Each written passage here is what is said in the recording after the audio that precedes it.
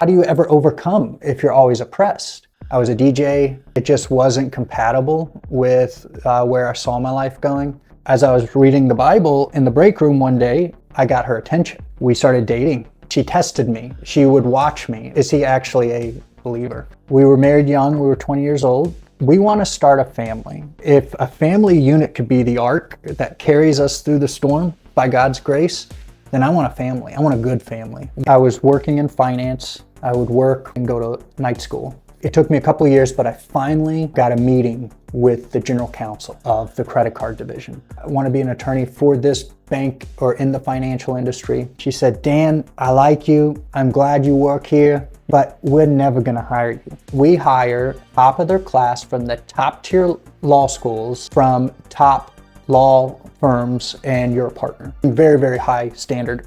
Unfortunately, that was the standard that I didn't even come close to. I did a spiral downwards, depression. It was terrible. I want to be a lawyer, and I have a year left. What am I gonna do? I'm walking into Starbucks to study. I bumped into him and he's like, you look off, like your countenance is down. And he prayed and he said, may God give you peace that's beyond all understanding. I kept trying to figure it out. I just had to accept peace from God. My goal still hasn't changed. I want a family. If you don't lie to yourself and betray what your priority truly is, what you know your priority to be, then you can overcome anything that's in your life. This life is extremely difficult. There's a lot of other forces that want to define who we are, whether we're aware of it or not. And if you can destroy the family, then you can destroy tradition and culture because it's passed down through family.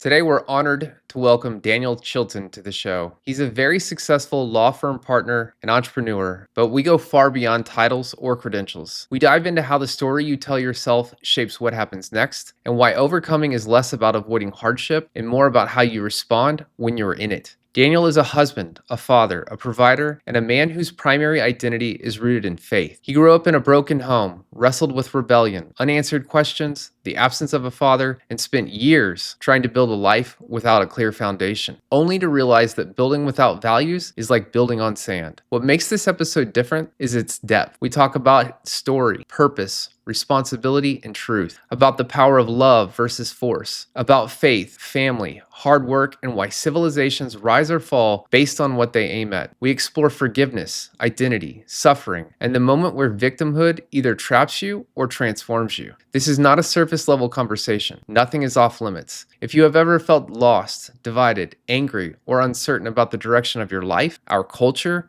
or even humanity, this episode will challenge you to think deeper, aim higher, and stand on something solid. But before we start, we'd be very grateful if you like, subscribe, and share our episodes, as we're here to help as many people as possible, and we'll get there much faster with your continued support. Thank you. This episode is brought to you by our partners over at Don't Trade It In. It's the best and fastest way to get top dollar for your car from the comfort of your home. Please visit don'ttradeitin.com today. All right, here we go. All right. Daniel Chilton here today with us on the No Surrender Show, and we're excited to have you. It's been a great pleasure to get to know you over the last, it's probably been a year or so that we've been. A couple of years now. Yeah, has it been? Yeah, it really has been. Yeah, and happy about having you on the show because you have a lot of great experiences and great in a good way and great in kind of an extreme way, you know, because that's what we're here to do. We're on a mission to help people learn through shared stories of trials, tribulations, and comebacks. So, and your story is very unique. We actually have a decent amount in common. My episode aired a little while ago. You probably haven't had a chance to watch it yet, but I haven't. You and I both had some interesting experiences in childhood. So with all that being said, we, like a lot of other shows, we like to start off by just asking about early life and kind of the growing up. What was it like for you? And if you could paint a picture for us, we'd appreciate it. Sure. Well, first off, Justin, thank you. I think that this is very interesting. It's not every day you do a podcast or ever, but you know, you have a very nice setup here, and to know what you do for a living, and then to see you place that excellence in doing a podcast. I mean, from the minute you walk in, it just looks very nice. So excellent work. I'm even more excited. I didn't know what to expect, but when I saw it, I kind of got nervous. I was like, oh, this is the real deal. This is, an actual podcast. I'm a podcast listener. I mean, whether it's on the road or at work or in the gym, I'll have it going. I enjoy conversation. I enjoy hearing other people speak. I like their ideas, or at least to mull through ideas to try to get at truth. So thank you. I really appreciate that. And you have quite the story yourself. So I'm looking forward to rehearing it. I felt like we've had enough long form conversations to really get at each other and to understand each other. But I'll look forward to listening to yours as well. Daniel Chilton, I am first, my identity. I believe in God and I follow Jesus Christ very closely, as close as I can. Many failures. That's going to be a big part of my story, but that is my primary identity. It shapes who I am. I believe that we live life through story, and the stories that you find in the Bible are some of the best in the world. They're very deep, complex, rich, can be understood throughout generations, throughout time. I would say they're timeless. And so that's really a big part of who I am on trying to be an overcomer.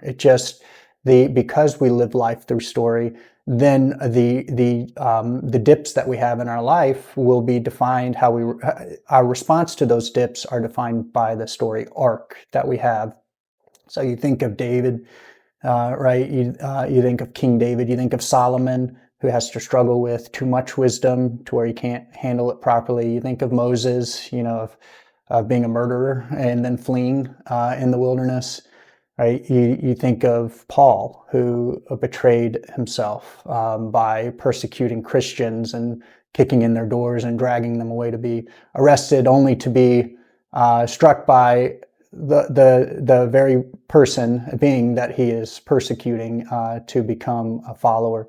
So you kind of, it's just natural that what we tell ourselves is what typically will predict what the next outcome is, and that's what overcoming is. And so whether or not a person I think we're all an overcomer, but it's not just what are we overcoming, but what story are we living through that is helping us to overcome. And that's what it will define what our aim is. What are we aiming at? And that's a big part of my story. So to understand what I aim at, it has to start from the beginning. So that's a good place to start. I grew up with, the rest of my identity. Then what I identify with is as a husband, married to Amy, my wonderful wife, 23 years in October. We were married pretty young. And then 5 years after marriage, we had our children, which is my next identity, which is I'm a father. Right? And I identify with being a father. And then the last is I'm a worker, right? I'm a provider for my family that fulfills a great amount of purpose in me. And then maybe even lastly, I'm a friend. I have very close other male friends that we meet on a weekly basis together, and we talk. And with the primary objective to reach truth, and that can be any stinking topic you think of. So they're good conversations, but it certainly helps to kind of parse through the noise. There's a lot of it, especially if you listen to podcasts. There's a lot of noise in the podcast, and so you kind of actively listening. Does this one have any truth? Is there wisdom in this, right? And it helps you be a critical listener, just having those conversations. So I'm a friend. So that's me. That's very simple. I want to live a simple life. I want to have an identity that people can relate to, that are timeless, right? That have worked out in shaping civilizations, and that would be God-fearing, family man, and hard worker. And those are really if you want to have a good life for yourself and around you, instead of complaining about it, those identities can certainly help you in that. And that was my life's journey, just in coming to understand that. So when I was young, I came from a broken home, broken family. And in speaking this, I don't want to dishonor my parents in any way. I think that they did, my mom especially did the best she could with what she had. But very early on, parents separated. It was just me, my two older brothers, they're twins, and then of course my mom, and she worked constantly. The single mom, just, she'd be married, but not married, and then married, and then not married, right? Married, and because she was trying to figure it out, and she has these three. We weren't heathens, but we were three fatherless boys, right? And we didn't respect authority, but she showed us love, and love really shaped us the most. And it taught us how to sacrifice. It taught us the importance of family. She was sowing into us these concepts that we would have no idea would go very, very deep in us. By God's grace, the bad parts of marriage didn't become a chaotic dragon that consumed us whole. Rather, it was something that we had to deal with, each of us, and we did. We dealt with it by God's grace, and so just kind of fast forward. I grew up a rebellious, not respecting authority, not understanding tradition or culture, not paying attention to our tradition or culture. So really no value building in my teenage years. I was just kind of taking it a day at a time, and that's really hard to build on. It's kind of like, yeah, you can build on sand. You can maybe even get a house up, but the wind's going to come and the rain's going to come, and it needs to stay. That's the whole point of having a home, is that it's unshakable, or at least built wisely.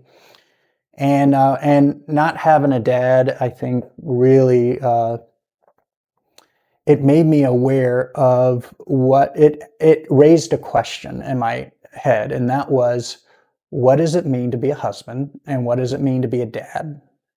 And so when I would be around some of my friends' parents, I would watch them, and some were good and some were not so good. A lot of the dads I saw were kind of checked out. You know what I mean? Like the cares of the world, or even the responsibilities of the world were a lot. And so they would be a little checked out, maybe doing their own thing. But then other dads were very good. They were out playing basketball with us, and they would have these conversations with us, or make jokes. And I would pick up on that too. So that's kind of my childhood growing up, which gave me, it helped me to realize that there is a void, that there is a question, and that it should be answered, and that I do want to answer it. I'm just not going to ignore it. I'll give it my attention, and I'll try to figure it out. So fast forward until I was about 17. One quick question, if you don't mind. So was your father, was he there in the beginning and then left, or were your earliest, like when I go back to, my earliest memories are like 3 or 4 years old. Is there any recollection there, or was It was 4 or 5 years old. The recollection is very almost, it's almost like a fairy tale. Like I know that it happened, but to consider my life as having a dad, that just doesn't exist. I have a dad, absolutely. Of course, I have a father, but it was until I was older that I realized that maybe this is important to have a relationship, that just to ignore it is not good. And then, of course, you run through the mental exercise. Well, he's ignoring it. Well, does he want to see you? And so you have to, as a kid, those are tough questions to answer. And sometimes the answer is not a good one. And so what I chose to do is just ignore it. And that's not good, because you push that down and it starts coming back up. And so when I was 16, 17, it was coming back up, and I didn't know it. I didn't know why. But that's just, whether it's an absent mother or an absent father, a devouring mother or a tyrannical father, right? We'll just call it a bad parent, one that's not functioning in the manner in which they should, that brings life to their children, which would be a good parent. Um, kids have to wrestle with that. And whether it's through recovery, like a church program, and you have other men or women around you helping you answer some of these questions, it usually takes a community to help root through that. If you try to do it on your own, it can lead to substance. It can lead to trying to force knowledge to where you haven't earned the knowledge yet. So you try to force it with whatever it is, insert, unearned knowledge. And that can be in many, many ways. So you try to force it, but usually community helps you kind of see that. So I was 17 years old, got a call from my dad. Haven't heard from him 12 years, something like that. You hadn't, or your mom and your brothers hadn't either? I think mom would every now and then talk to him, confirming child support, something like that. You know what I mean? Just very platonic, no birthday cards. I accepted that. It wasn't, because of me. There were things going on that I just said, I don't understand, or I don't want to understand them. I have a whole nother life that I want to try to get off the ground and get started. So I don't really have time that I want to spend. So I wasn't willing to make that sacrifice. But when I was 17, Dad called my mom and said, "How are the boys?" "Good." Well, we worked it out to where me, my two brothers, John and Jesse, are going to drive down to see him. So we did. And this was in Kentucky. We grew up in Kentucky. And we went to the family farm to see him. That's where he was living. And it was there, when we saw him, it was like there was no wrongdoing before. And I was just glad. It's like we picked up the next day after not seeing him as a child. It was that almost enchanting. So he was in Kentucky. Where were you and your brothers? We were in Kentucky too. So we were in the same state. We just never heard from him. Okay. Right. Gotcha. And we can go into that on trying to dissect why men would do that. I mean, why would men give up on their family? It goes back to we live life through story. Mm-hmm. And our recent generations have been lied to on what purpose is and what meaning is. In fact, we've been lied to by being told a lot of the things we believe that are meaningful, like family and sacrifice and being a father, are more burdens than purpose. And so they strip away, the narrative has stripped away meaning and purpose. And when that happens, we're like a body without a brain, or in other words, a zombie. That's why zombies are so popular now, because we can actually relate to them, right? We look at them brainless, but their body's moving. They're objects without purpose. And so we look at that and we say, yeah, I think there's something to that. And to kill them, you got to shoot them in the brain to really make sure that they can never find matter or purpose again. So that's what that story or narrative does to a civilization, is it turns them into zombies. And if you just need a working body, then that's a good narrative for those that have purpose in their life, that are controlling that narrative. So it can be a dangerous one, and to push back against that is the seeking of purpose. And I think I was reading the book the other day, and I think I came to a realization that you're the one that recommended it to it. Is it Power versus Force? Yes. By Dr. who was it? Hawkins. Yes. David Hawkins. Yes. Okay. Yeah. That's a pretty good book. It's incredible. It goes into what we're talking about on the mentality of power, which is more like higher form of principle, and which is weird because I would equate power and force together being the same thing. But it did, and it also did something unique, which was a tailspin, which was surprising and made the book even more interesting. Is it took concepts, power, think love, think sacrifice, virtue, these things that good civilizations have been built upon, right? Christianity, the most powerful civilization and longstanding civilization the world has ever known. And it still stands because it builds its principles on faith, hope, and love, the most powerful concepts there are.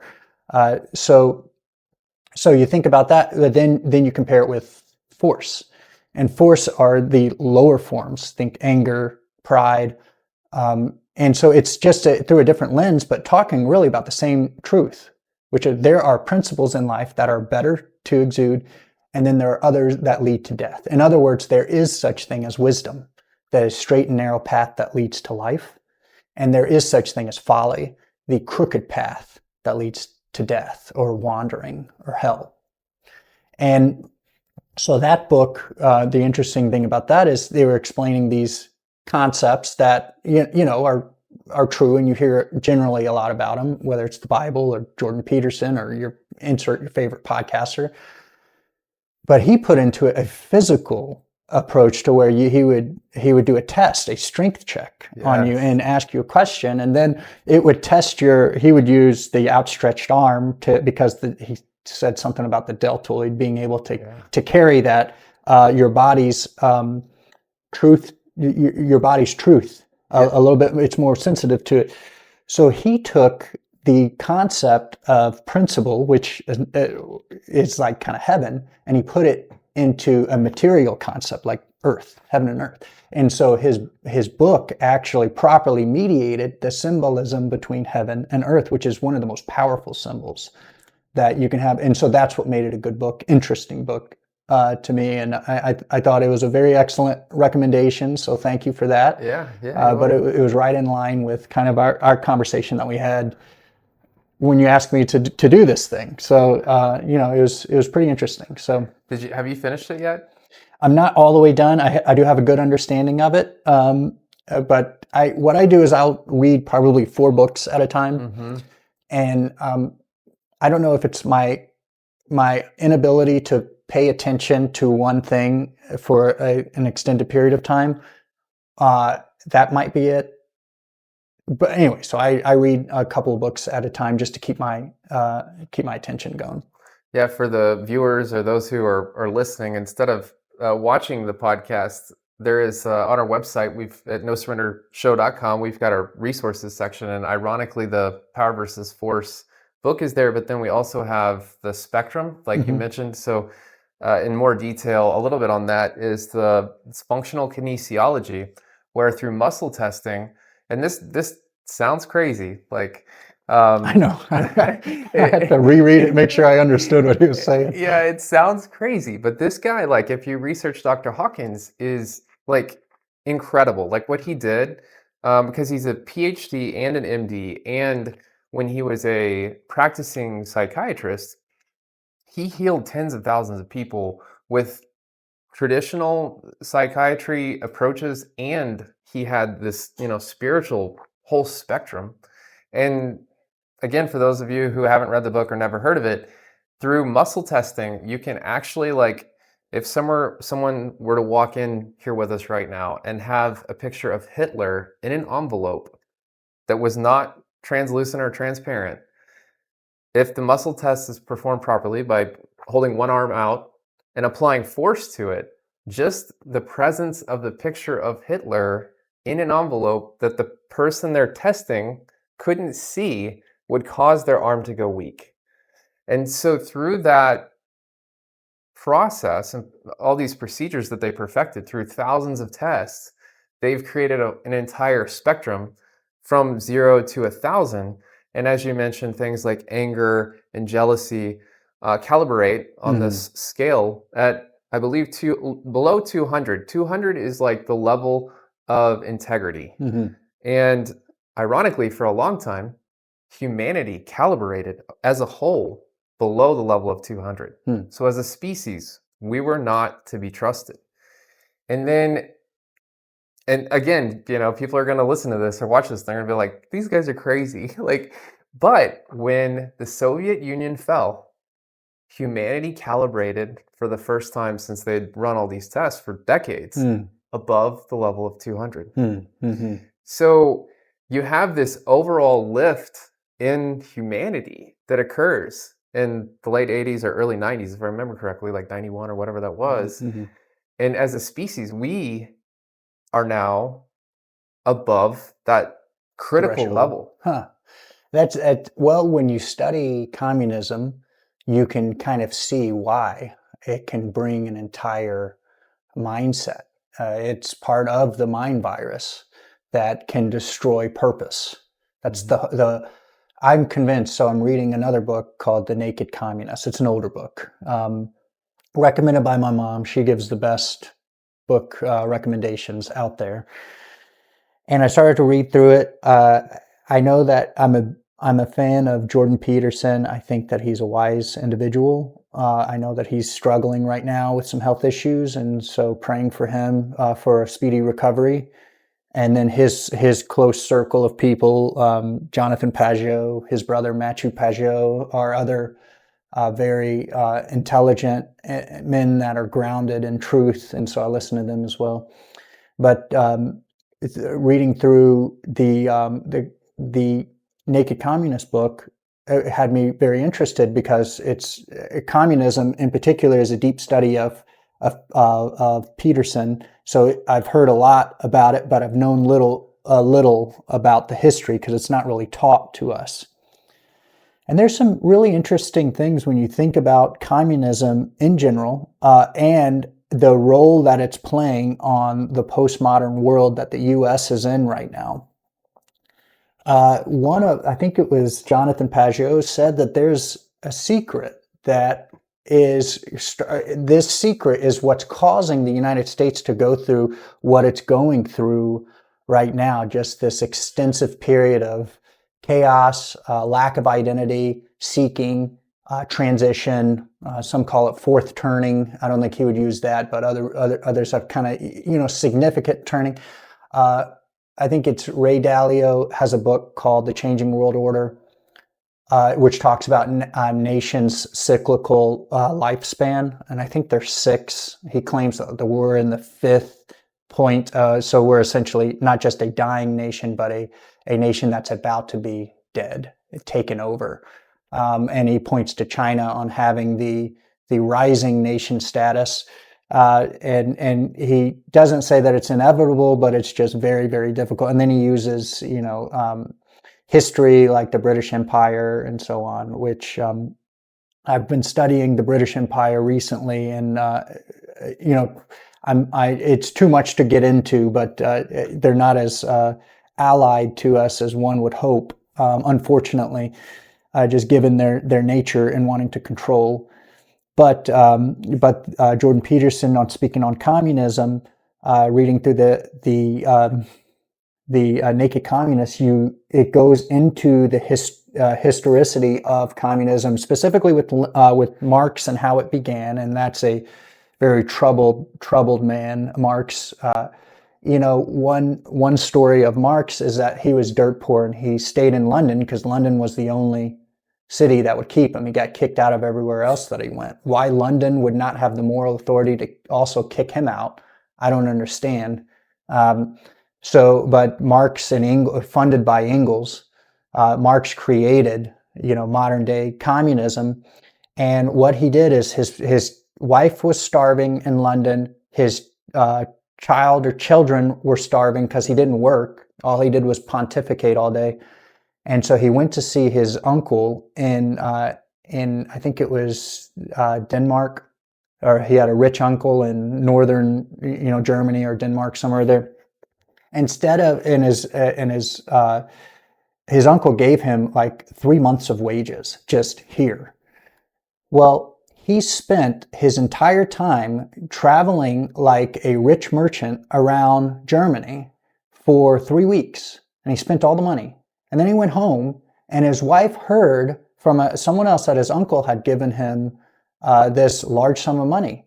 And he came home in debt because he had spent it all, because he's selfish. And so that selfishness birthed Marxism. And Marxism formed communism, which is a type of tyrannical leadership that requires the submission of those have-nots. And it controls the power, or I'm sorry, I guess to be consistent, it controls the force to compel action. So Christianity is a voluntary assumption to where you voluntarily pick up your cross and follow Christ. It's your choice.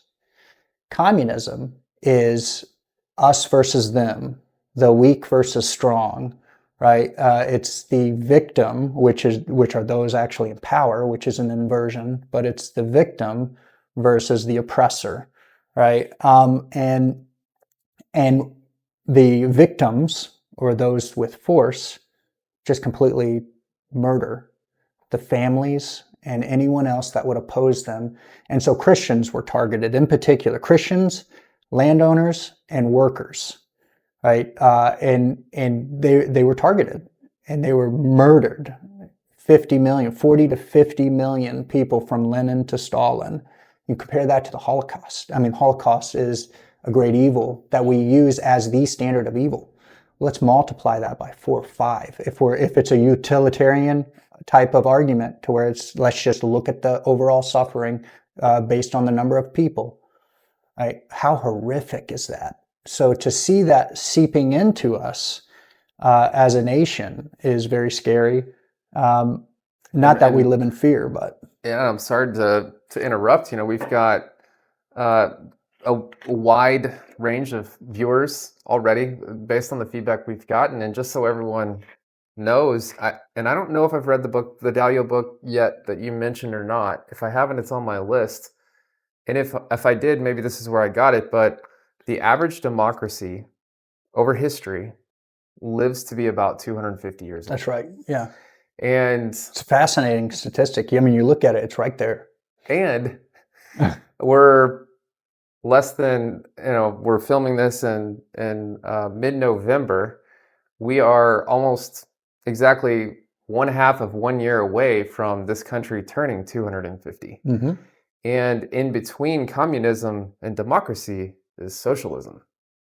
And if you look at a lot of the stuff that's going on politically right now, there is a lot of Newton's third law of motion is for every action there is an equal and opposite reaction. Mm-hmm.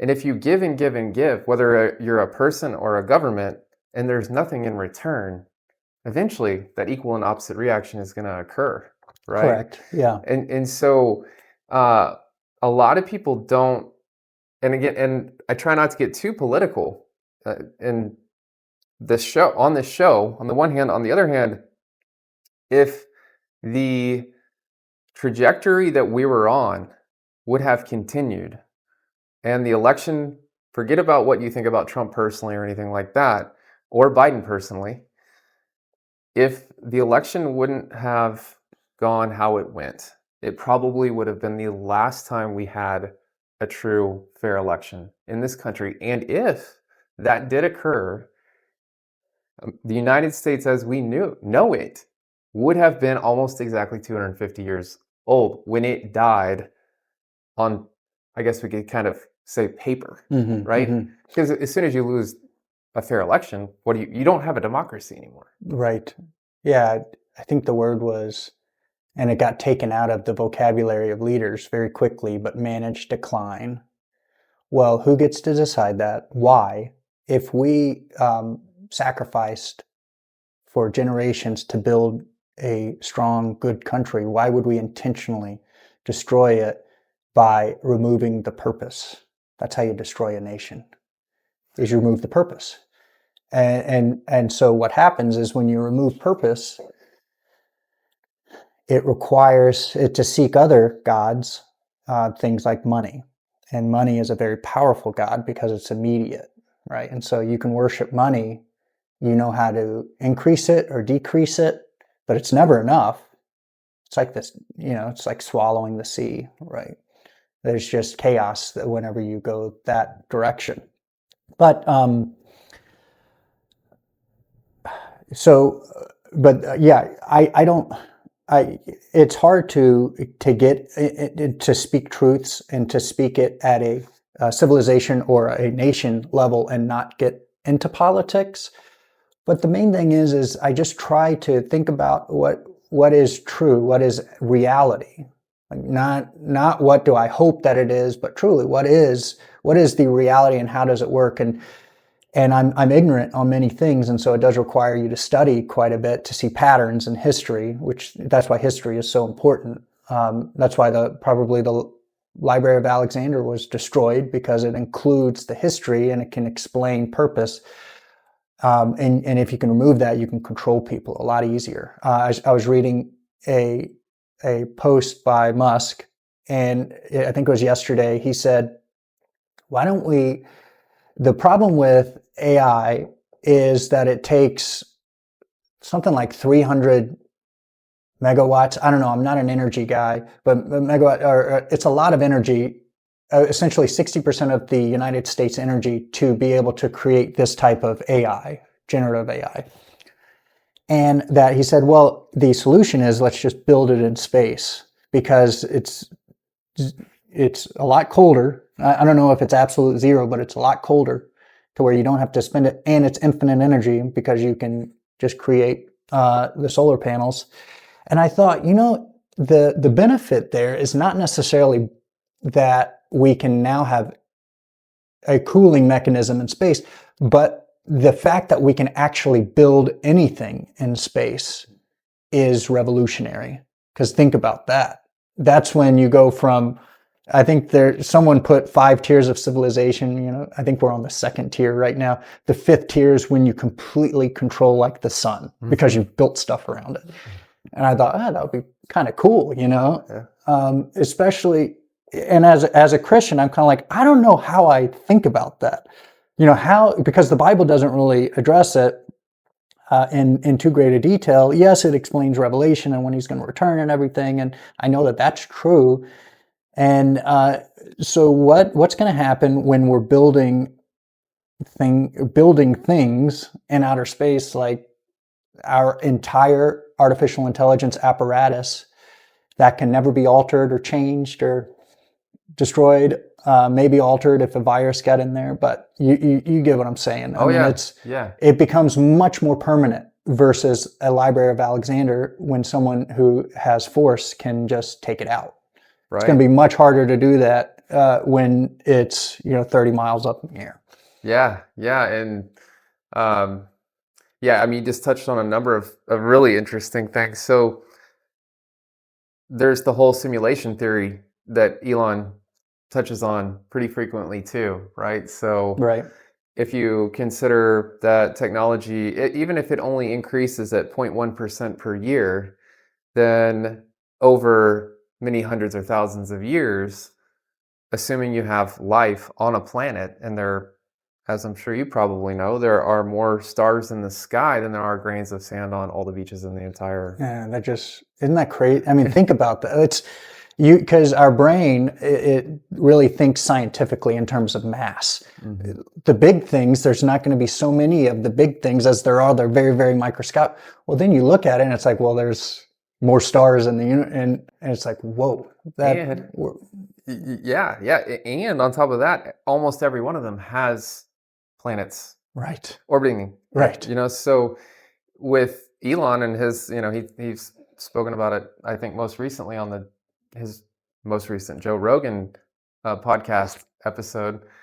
It was something like 0.00000, like hundreds of zeros, 1% chance that we were the first and the first planet with intelligent life. The odds that we're not in a simulation are that low. On the one hand. On the other hand, when you consider Christianity, it's an easy answer. Yeah. Right. Yeah, because it gives us the story for our current setting. Right. In the beginning, God spoke, but it depends on the lens and how you interpret that. When he on day one was there, and I forget the term of it. I try to be a theologian, but I realize that I'm not studied enough to be a theologian. I understand what I believe, as best as I can. But day one, that is day one of our existing narrative of Adam and Eve and how did we come along and everything. I mean, but that doesn't answer the question of what about 65 million years ago? because we can trace these back with genealogies back to 7,000, 8,000 years exactly, somewhere around there. I know that's a big variance, 6 to 8,000, which one, 6, 7. But, we're talking millions of years. It's really not that a lot, but yes, the Bible does also reference possibly dinosaurs, the Leviathan. Some believe that that's talking about the dragon or Satan. Or that just symbolizes the purest form of chaos, an uncontrollable force. And so it's anyway. But the narrative you look at statistically, what is it likely going to be that we are the only planet? And it's like, well, I think the Bible can support that, because the day one of creation, before that, it was the earth was formless and void, and the Spirit of God hovered over the waters, right? That was before day one. And so you look at, well, Jesus saw Satan fall like thunder from the sky, and apparently there were fallen angels that were removed from heaven and were brought to earth.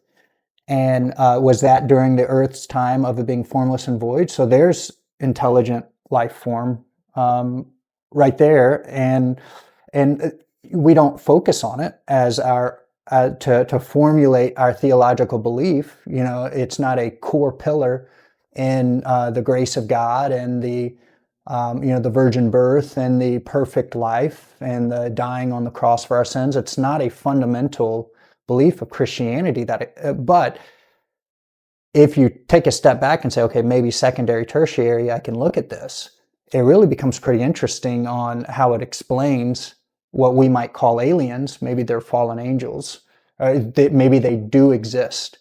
And but to be called crazy or to be called conspiracy theorist, or that shuts down the mind's ability to parse through what is true and what is false. And so I do think that it's a disservice even for crazy ideas, because there's crazy ideas, there's also good ideas that are accurate and grounded in reality. And then there's others, there's just not enough information and it's speculation.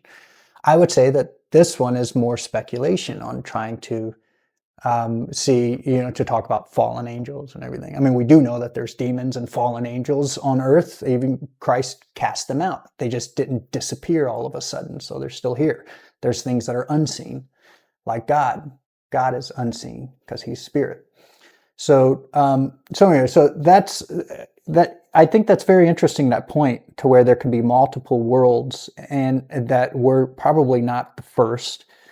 You look at the asteroid belt, for example. How did that get there? What in the world is it? And to be honest with you, it looks like an exploded planet. Okay, was that a judgment from another time?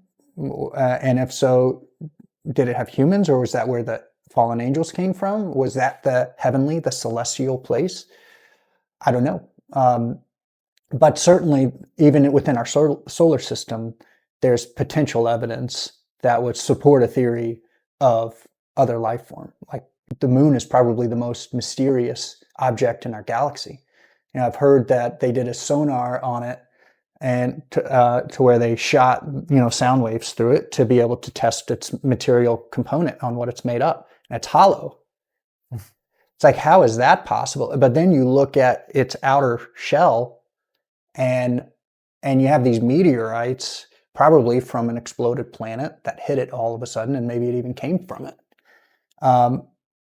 And they just make a dent in that's like a higher form of titanium that's made up to where you don't even dent it. You just kind of leave it. If the Earth was shrunk, or if the moon was shrunken down to the size of a cue ball, it would be smoother than the cue ball. So it tells you there's some great mysteries out there that science hasn't been able to prove or answer sufficiently. I don't think that the moon came from Earth, because a form of Earth that kind of split apart from it, because it's just not made up of the same material. So it's something different, perhaps even made like more than just made that God made, because God made everything, but made within the created universe. But that goes to more speculation than reality. But it's pretty fun, fun to think about.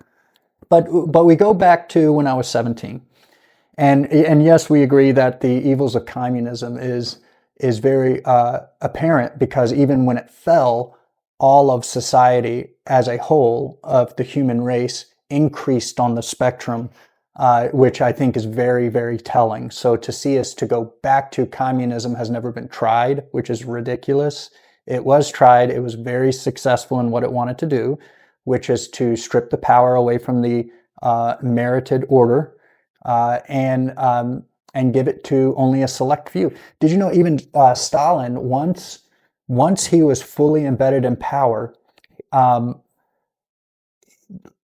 think the workers that were on his side received the equivalent, and I can't remember the currency at the time. Let's just call it $1, because I'm going to get the ratios correct. But they received $1 a week. And then he created an officer class, and those were his shield to be his eyes on anyone trying to assassinate him, because he had a tremendous amount of assassination attempts. And so he created an officer class. The officer class, who didn't work, who were given the rights to special privileges, they were paid 10 times more than the working class, but they didn't work. So they created their own bourgeoisie, or their own landowner class. And so he just created capitalism all over again. And that's when it started to function a little bit more, because everyone was starving under communism, because they didn't have the distribution. People wouldn't work. There was no purpose. It destroyed meaning. And so they went towards a more oligarchic, capitalistic society, which actually saved them. But even then, that's not strong enough to uphold a civilization. You need Christianity. Christianity is what can hold the weight of keeping a population together, to be willing to sacrifice for the moral good, to be able to define what moral good is, and to be able to have a hierarchy of order.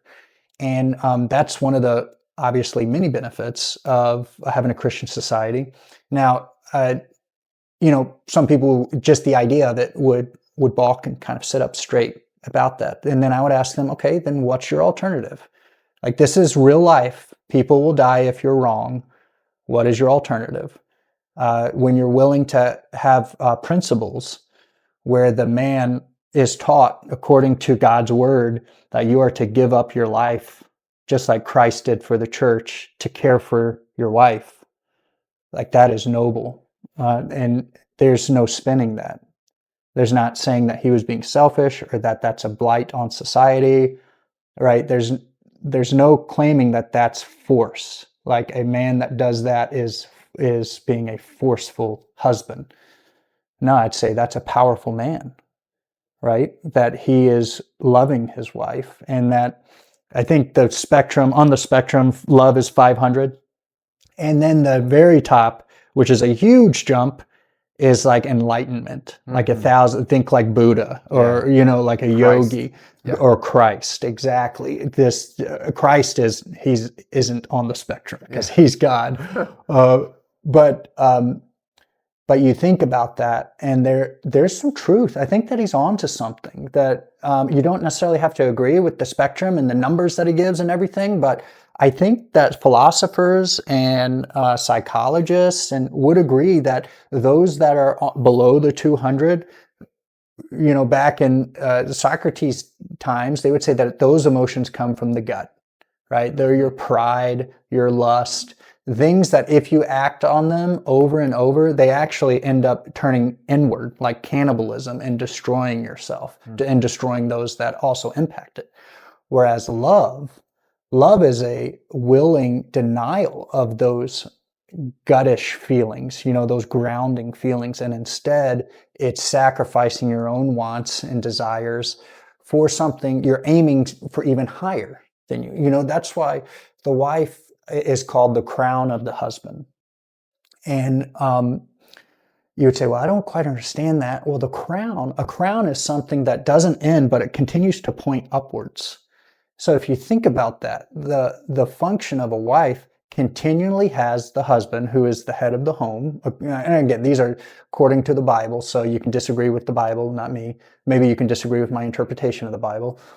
But the man is the head of the home, of the household, including the wife, and the wife is the crown of the husband, which means that she is the one that is pointing the husband to something even better all the time. So that requires her to be critical, right? To be the tester. And against men are they're deducers, right? They deduce, they figure out, they create, they're interested in things, et cetera, et cetera, et cetera. Well, they both can't be that, right? They both can't be the boss, right? Because hierarchy falls apart there. So you need order. So the husband is the order in the relationship, and the wife is the many other things: the beauty, the creativity, the nurturer, right? These are things that help to establish the family and to create the family. At least in my life, that my understanding, just seeing it play out, I've seen that is appropriate. That's the wise, the straight and the narrow path that leads to life, is having those. So, I've been kind of thinking about that subject quite a bit. That the wife is the tester. Of course, there's always the danger of being too much of a tester. You might call that a nag.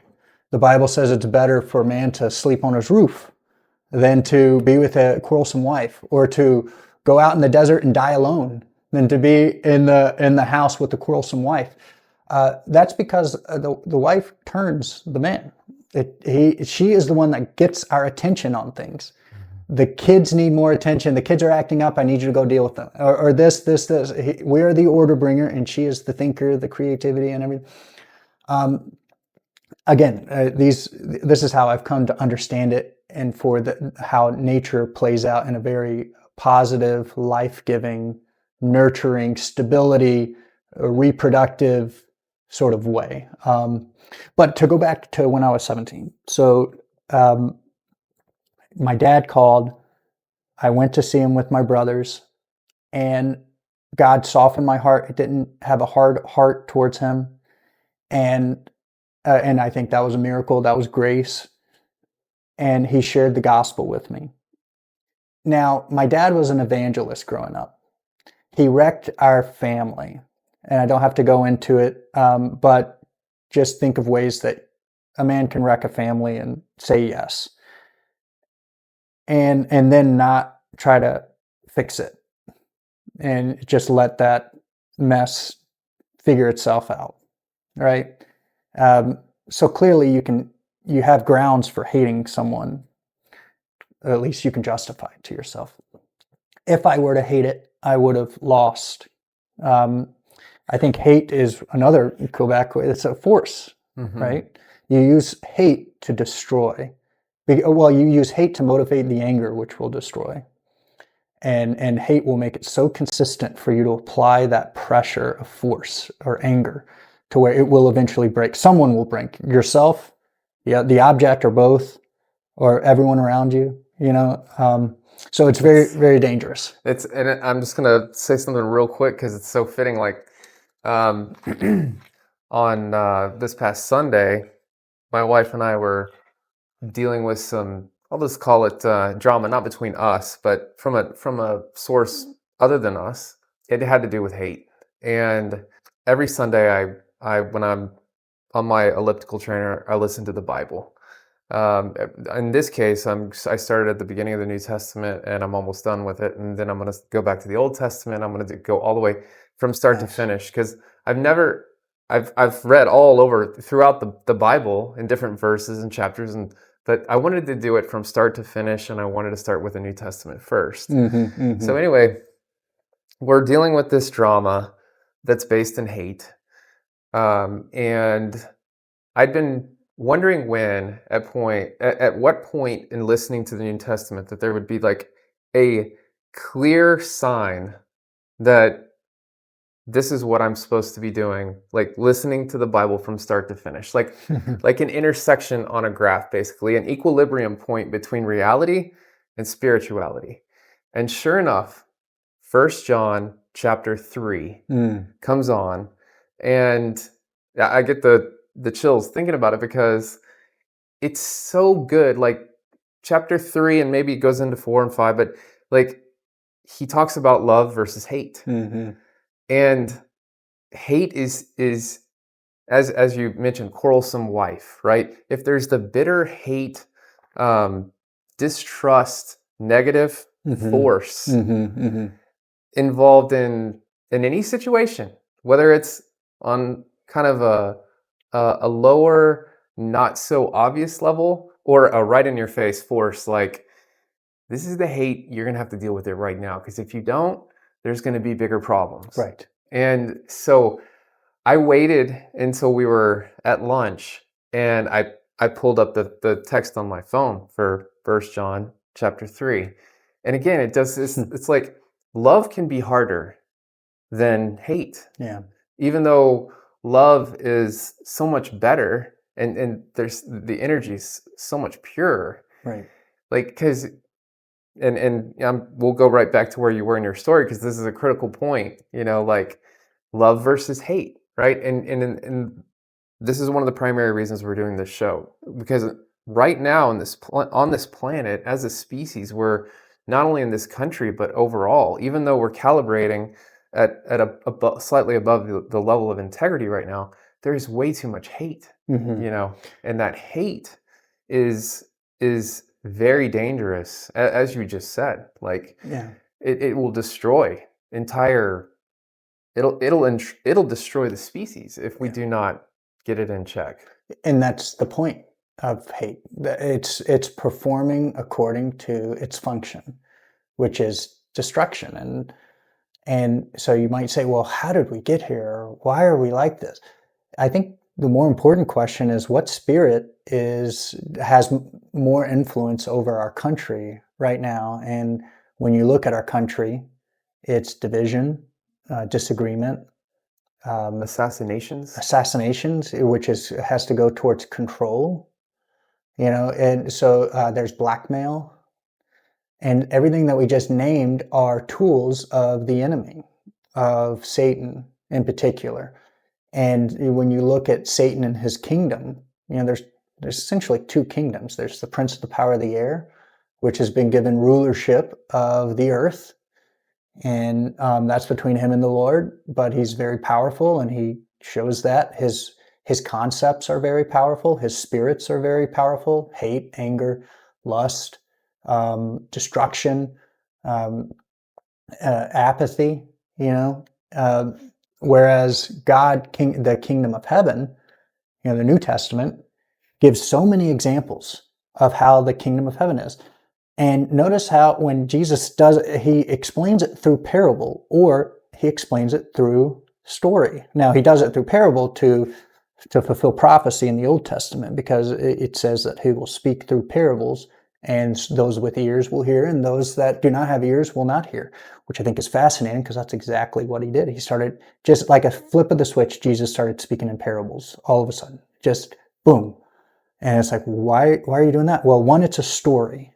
And Christ understood that understanding, knowledge, and wisdom are obtained through story, because the story has an overall meaning, purpose. It has a beginning and an end. All right, and we can fit ourselves in there, and then it brings understanding and purpose to our reality. So if you're this is a perfect example of in which, whenever I was thinking of this podcast, the whole point of it is to talk about at what point were you disappointed, and then how did you overcome? That's a great question. How do people overcome tragedy? Because there's a lot of people that don't overcome it from they were 5 years old, and they were impacted in a very way. They were betrayed by a very close confidant, and they cannot get over that betrayal, and they replay it in their head over and over again. I think Jung would call it the shadow self. You don't ever master that shadow self. And so it masters you. It's because you deny that monsters do exist and that you are impacted by one, but that you have to be a monster to defeat that. And then you have to put that in check, right?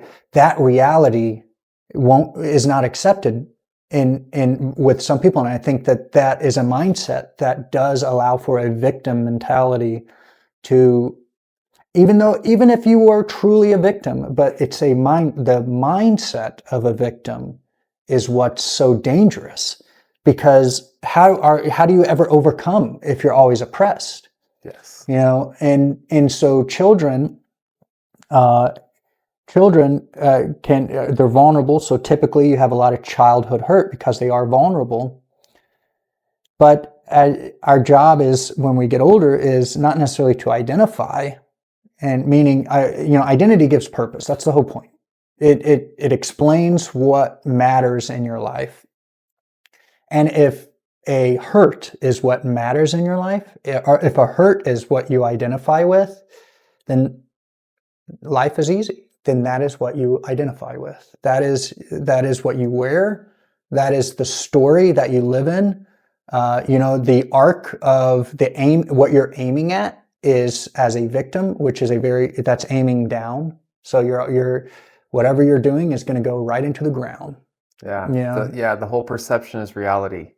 You considered studying psychology, and I believe it was maybe either your mother-in-law or future mother-in-law. Future mother-in-law. Yes. Was like, you don't want to do that. Yes. Well, ironically, that was one of I was considering becoming a psychologist or a psychologist at one point too. And the more I studied it, the more scary it got, because people don't change until they decide they're going to change. Mm-hmm.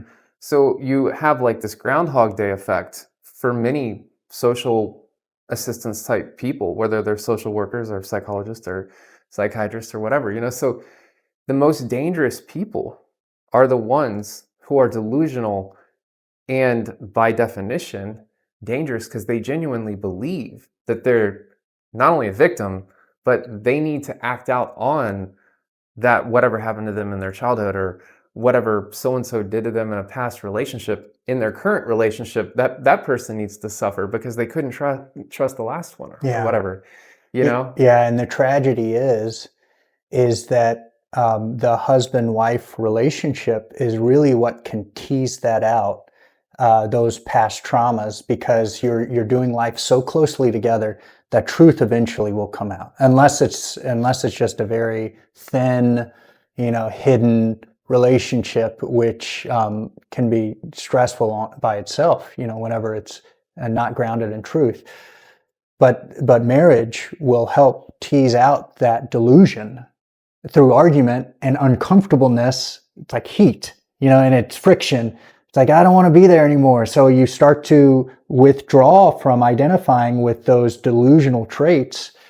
And I think the wives here are the better for it, because they have a gift for being critical. Again, it's not I'm talking about a critical eye, like someone that can see the quality of a diamond and say that's pure gold, right? Or there's a defect here, and this is what we need to clean up, and it's going to look a lot better if we put in work. It's going to be hard, but this is what we're going to have to do. That is what I mean by critical. So think about a woman that does that for a man. And if she can capture him when he's young and he has an open mind, and you're both in agreement with the foundational principles of truth, the Bible, right? So you don't have to go and solve that out, which is huge. Now you can work with each other, not against each other. That's powerful. And that's exactly what happened to me. So 17, shared the gospel, I gave my life over to Christ. I was a DJ at the same time during that time. So this is transition, Daniel. Okay. Yeah. So this is like, trying to say, okay, what does it mean to be a Christian? So I went and I DJ'd this show, and I felt really guilty about it. So I was also trying to be an evangelist there, but I didn't know how to be an evangelist. It was like a mishmash, but God's grace was there. I think probably several people there gave their life to Christ. And I realized, I was like, I can't continue to have this life. I can't continue to go and have late nights. And so, Was it as far as the DJing went? Was it what type of music? it was progressive trance. So So the think, big parties. yeah, Yeah. big parties. Although I wasn't good enough or popular enough, I would go and I would play to 20 or 30 people at a house party. My best gig was in Louisville, um, the weekend of me becoming a Christian. So the weekend of Christmas. It was during that week from Christmas to New Year's. Me and a buddy of mine, we were a DJ duo, and so we went and did it together. And and so I just felt conflicted the whole time. There's a lot that goes on at raves, especially in the 90s. Oh yeah. And it just wasn't compatible with where I saw my life going. And then to throw the cake out too is we didn't get paid for that gig either. So it's like I gave up so much. I took off work to do it. I still didn't get paid. And I'm at this point in my life, I'm trying to figure out, what am I going to do with my life? I'm 17 years old. And so I like psychology. I like the ability to think through things. And so maybe that's what I'll do. So I go back home to Northern Kentucky. And at this time, I'm a dishwasher or a cook, or I'm like in between. It was a big transition part of me. I think I was washing dishes, but our cooks quit. And so I was by proxy the cook that was left over. And that's what I was walking into. But there were these servers there. And these servers were Christians. And I would make fun of them all the time. Like, you guys are out of your minds. You don't know what you're talking about. Yeah, there's alien. And I would throw out all kinds of crazy kind of ideas and expect them to believe it. Or expect it to be more real than their God. And so one of them, Amy, took the time to be nice to me and talk with me. And I saw that as I was reading the Bible in the break room one day, I got her attention. And this lady was gorgeous. I mean, shooting way above my means type of thing. But it turns out that she was only willing to date a Christian. And she had also liked me, but I had a girlfriend at the time. But when I became a Christian, I thought, this is an unhealthy relationship. I hate to become a Christian and just cut everything off. But over time, I realized I needed to start cutting off things that were kind of chaining me down. So anyway, so Amy, we started dating because she tested me. She would watch me. It's like, is he serious or is he actually a believer? And so I guess I passed that test because it was a hard one to pass, because she eventually started to say that we were going on dates together. So that was nice. And that fast forward, that eventually became the best part of me, which is my wife, Amy. We were married young. We were 20 years old. I knew that I couldn't do better. She knew that she couldn't do better. And so why not? And it wasn't like, oh, might as well get married now. No, it was very thoughtful. But we want to start a family. Like, even at a young age, because my mom did such a good job, I knew family was primary. And I saw that if a family unit could be the ark that carries us through the storm by God's grace, then I want a family. I want a good family, one that could carry my children if they needed to go through something hard, whether when they're older or younger, that could be sufficient. And so the problem is how can a boat maker make a boat when they've never made a boat or seen someone? I'm ignorant, way beyond what I could comprehend.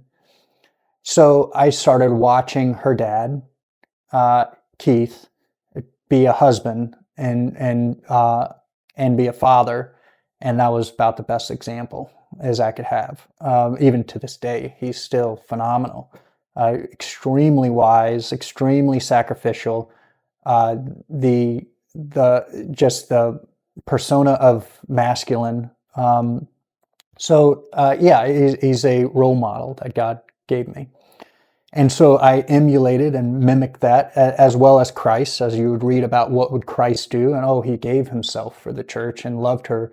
And so, you would do those things over time, and that would help you build character and kind of form your own identity. And that's what happened. And so when you talk about overcoming, my early life, it really wasn't necessarily overcoming. It's just something that happened to me. And I didn't have a choice. I had to continue to live, but I lived through it. And I, like many things, 50% of leadership is showing up, right? 50% of life is just getting through it. Mm-hmm. Like not giving up, not turning inward and say, I'm a victim, and right, everything bad that's happened to me is because someone else did it to me. So zero responsibility, zero accountability. And with that mindset, there's no learning. Right. So even if you were blessed with a critical wife, with a critical eye, that could give you the best criticism, that could really shape you and polish off some of your rough edges. If you were always a victim, things always happened to you. Well, that is just a waste. That's a waste of a wife. It's a waste of a blessing, waste of a crown, because now no longer are you pointing up towards something bigger than you. It's always inward and looking inward. And on the flip side, that's why it's so critical to make sure you end up with the correct wife. Very true. Like as we already touched on, the quarrelsome, like if you have the wrong energy in your life, then that can be just as dangerous in the opposite direction. Right. That's why I have 4 kids, 18, 16, 15, and 13. And they are better than I deserve, each one of them. But I'm very intentional on how they choose their spouse. And I've thought about this a lot, because there's the overbearing parent that chooses the spouse for them, and they have that's one spectrum. And then there's the underwhelming parent, I would say. So I would say, if you have to compare cultures, I would say maybe the Indian culture, which is a very good culture, choosing the spouse, right? They know who this person is. Oh, I know that family. Okay, I know. But they don't have a lot of variety in their marriage, as I understand it, because of their caste system. You kind of stay within your class. Mm-hmm. And that's just accepted. That's not a bad thing to say. That's not an evil thing to say. It's just how they have developed their civilization, and it works very well for them. But that I would compare, with my limited understanding, that on one spectrum you have someone else is making a decision for you. So it's not really voluntary. It's more of a submission. And as a man, or even as a wife making that important decision, right? You don't want to have to involuntarily step into your lifelong partner. I'm not saying it can't work, and I'm sure that it works very well. The Indian divorce rate is much lower than the Western divorce rate. Still forced, though. Still forced. That's right. Still forced. So there's some issue there. Mm-hmm. Maybe it's not the fairy tale the moment, the Prince Charming that understands her and gets to know her. Maybe it is. I don't know. I really don't. The other side of the spectrum is, I think, what I would say is closer to where the West is going for teaching kids about spouses, which is you don't. They're individuals. You do not steer your children and break their dreams, because they know exactly who they are, and all they have to do is follow their heart. Which is a narrative, a story that Disney corrupted. Disney used to tell stories with appropriate redemption arcs, with appropriate heroes' journeys, like Snow White, with appropriate aims, with being able to explain the teenage years of a female, their body's going through these changes. And yeah, you might start out immature, and you meet your Prince Charming, and you repel him because you're immature, and then you go off, right? But then you're able to grow and learn, and and then you can win your Prince Charming, right? And so those are those stories, but Disney has kind of changed that because they look at the new Disney movies now and ask yourself, what is the meaning and purpose behind this? And there are none. If you follow your own heart, it's too fragmented for it to come together to bring it to a point. Yeah. Right? It remains at the base of the pyramid. Right? But the hierarchy, it eventually will escalate and elevate towards a point, come to a point, and that is how we understand and we can live life through that story because we can see the aim. Okay, what are we aiming at? Oh, the point is, XYZ. The point is the hero's journey. The point is the beautiful maiden that is turning into a mature woman. Right? Those are the points of those stories. But if you can destroy that, then you can reshape what you want the civilization's purpose to be. And I would say our purpose right now is to be consumers, to be zombies, right? That's what our nation's purpose has been told it is. And that's a lie. Mm-hmm. We're not consumers, right? We're not going to own nothing and be happy because you tell us to. That's not the way this works, or at least not voluntarily.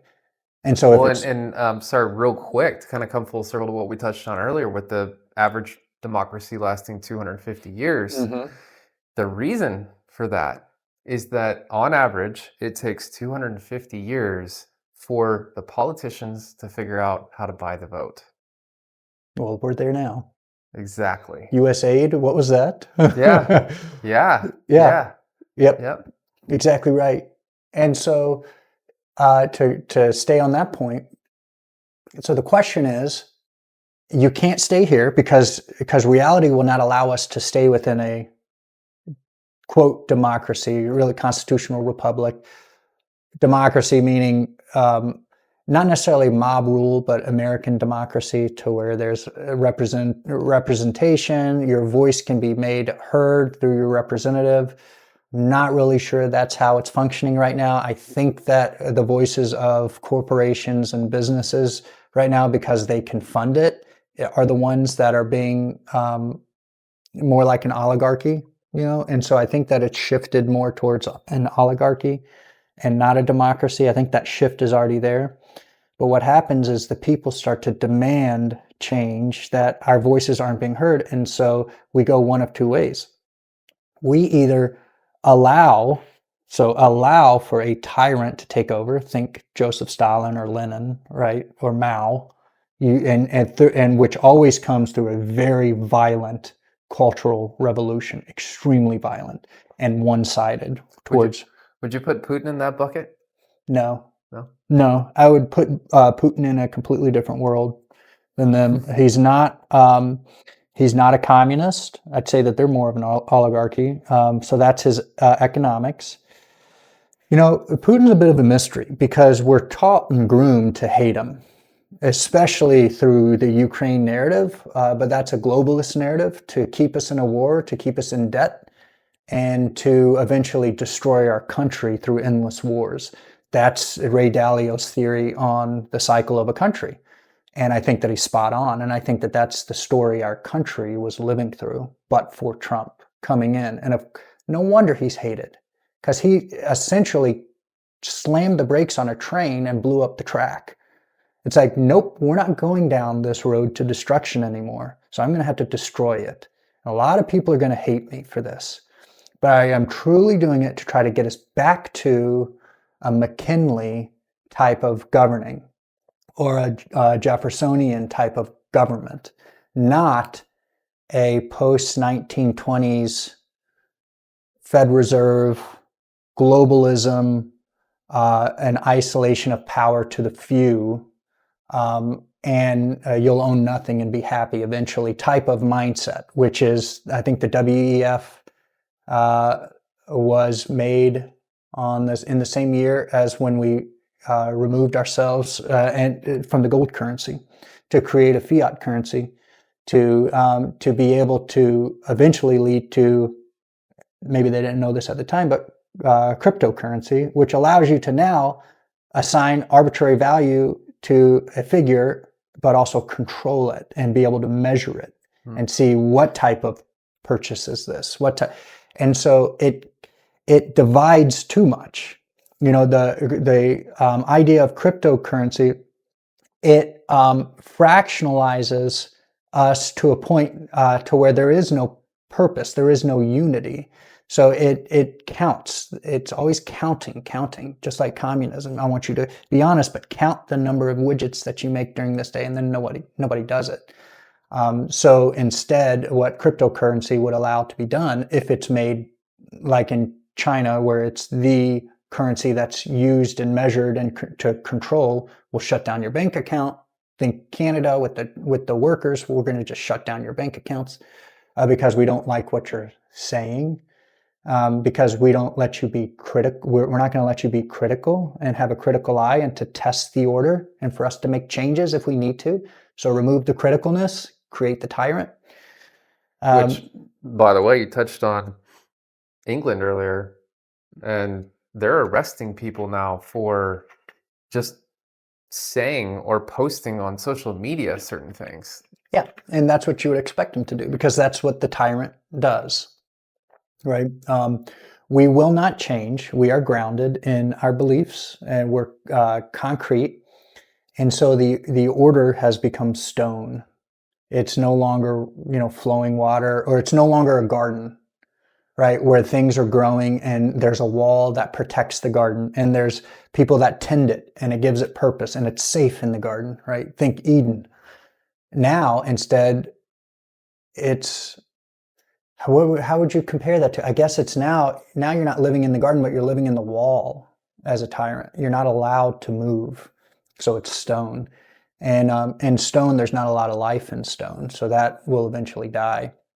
But the UK has and the UK and the European Union in particular has a big existential crisis, an identity crisis, because for the past, since World War II, because of the horrific tragedies and actions in World War II, we've lost our meaning. We've lost our purpose. And it goes back to the secret, that this secret has been killing us. And the secret is we funded the Soviets and they killed 40 to 50 million of their own people. But they were our allies. And we accepted that to destroy Hitler. And that's a big pill to swallow.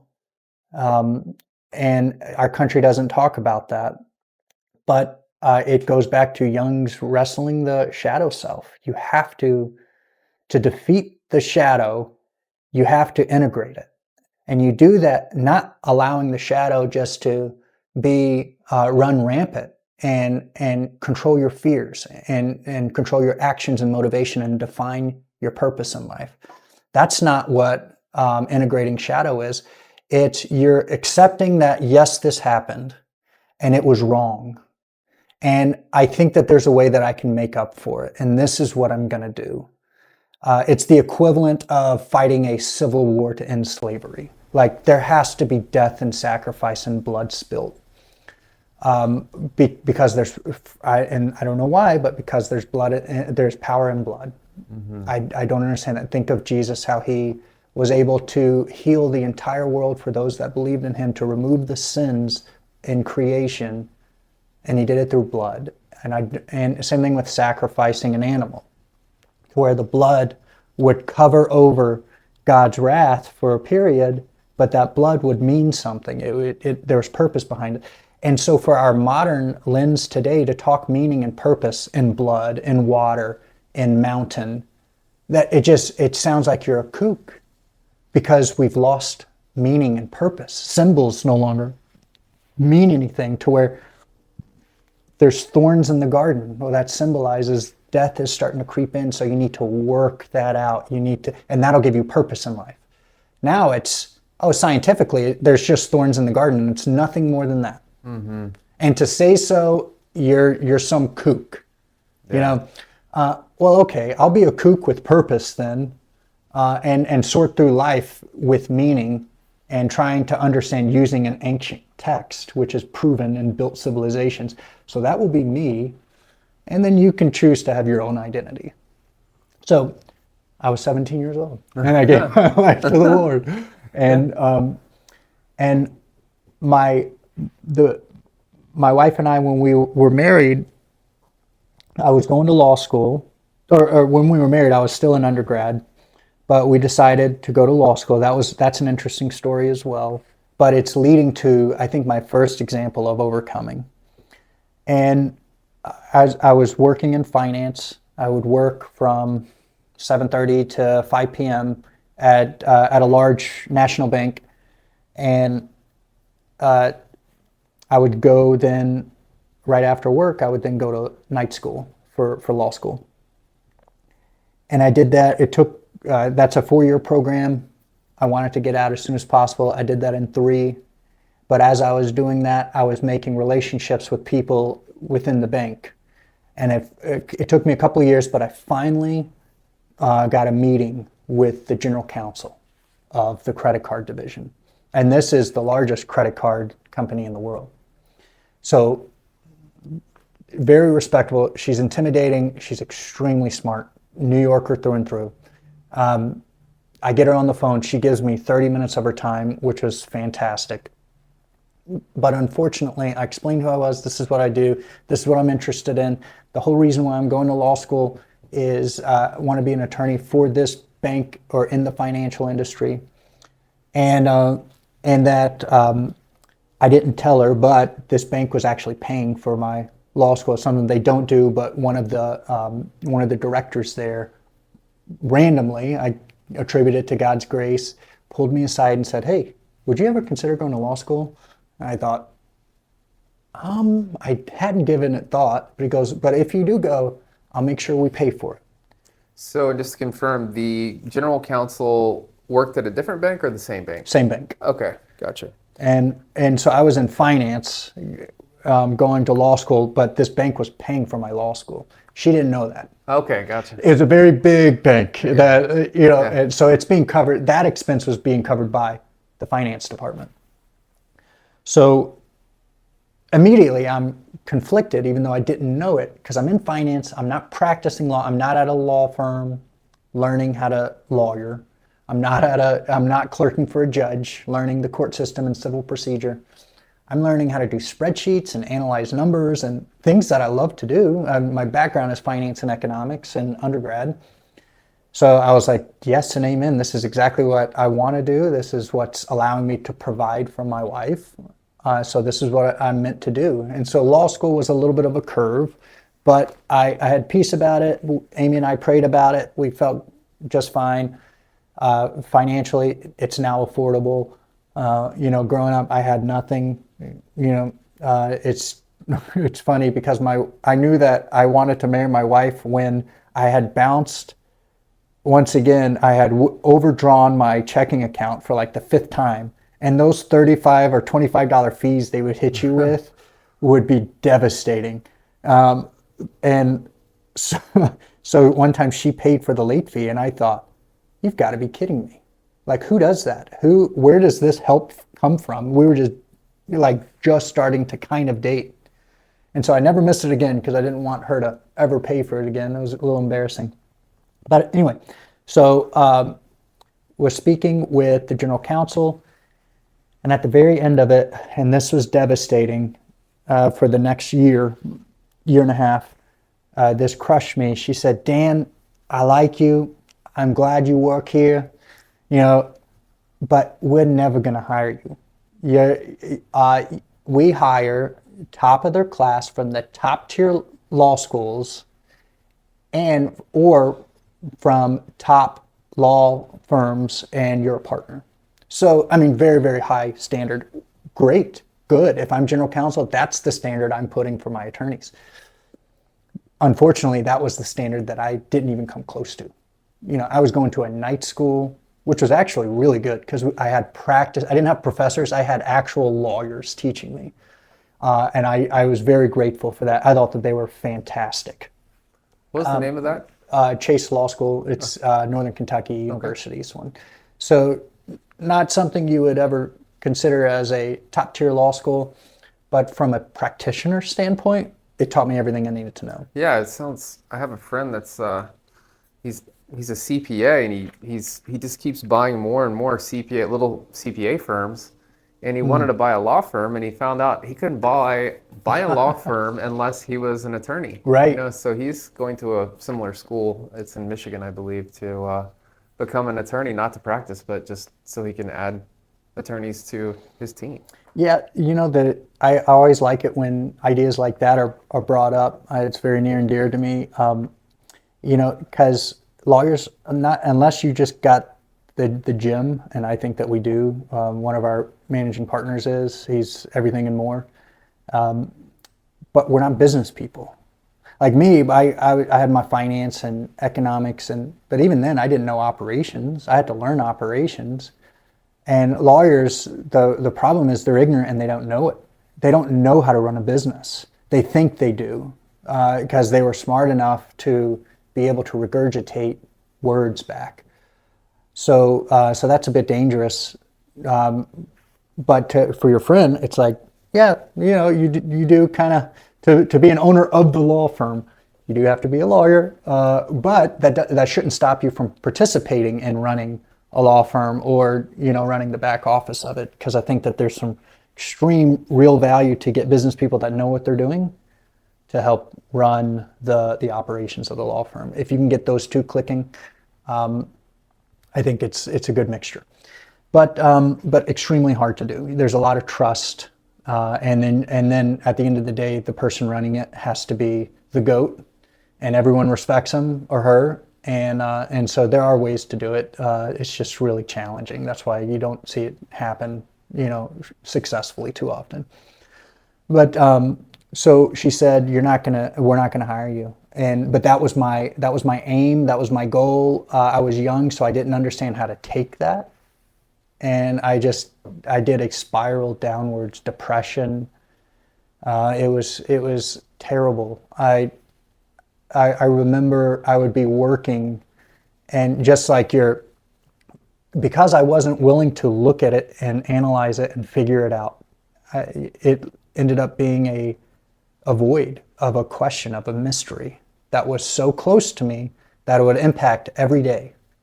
It's not like it's somewhere out there that it doesn't have to be answered right now. How many kids do you want?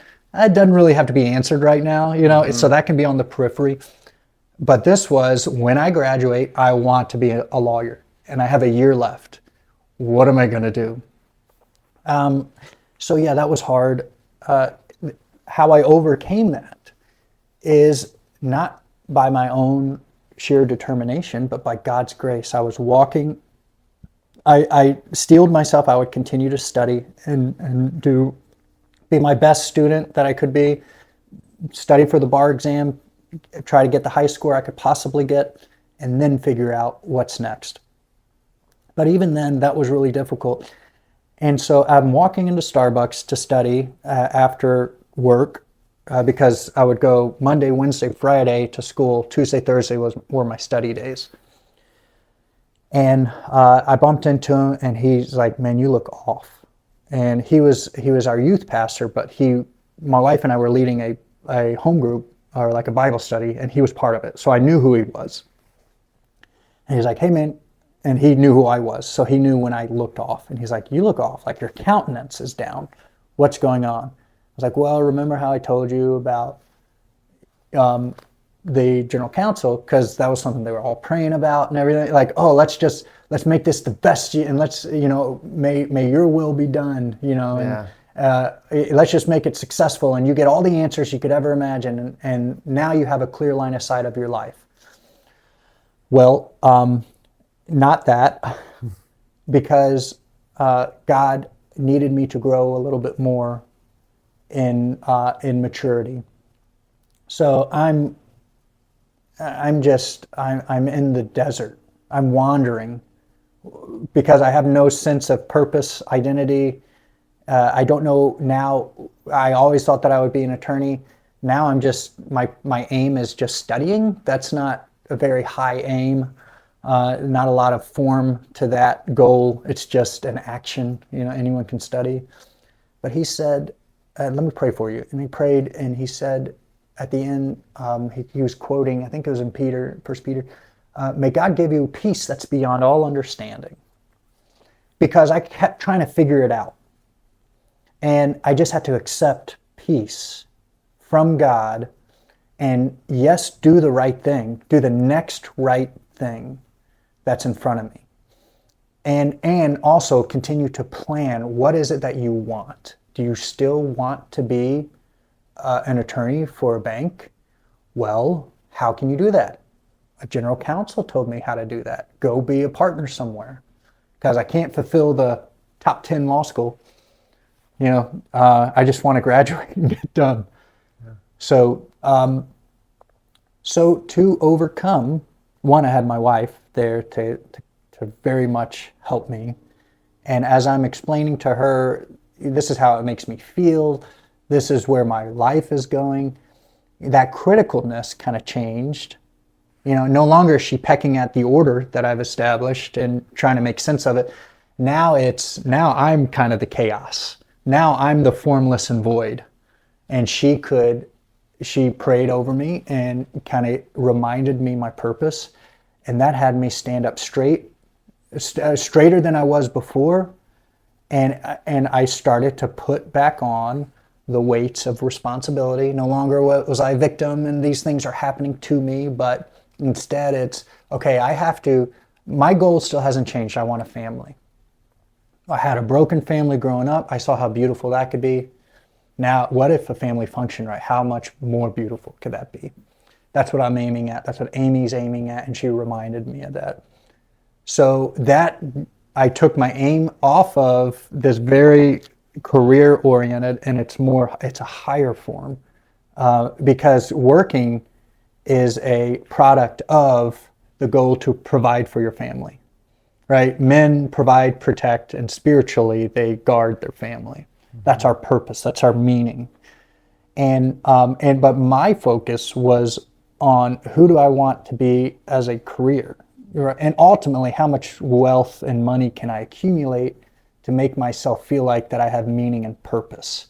And that's a lie. And that example taught me that was a lie. Now, I was much older when I learned that lesson by reflecting on it and continually looking at what happened, how did I respond, what was the appropriate response, given the information that I had at the time. That's a critical thing. You can beat yourself up.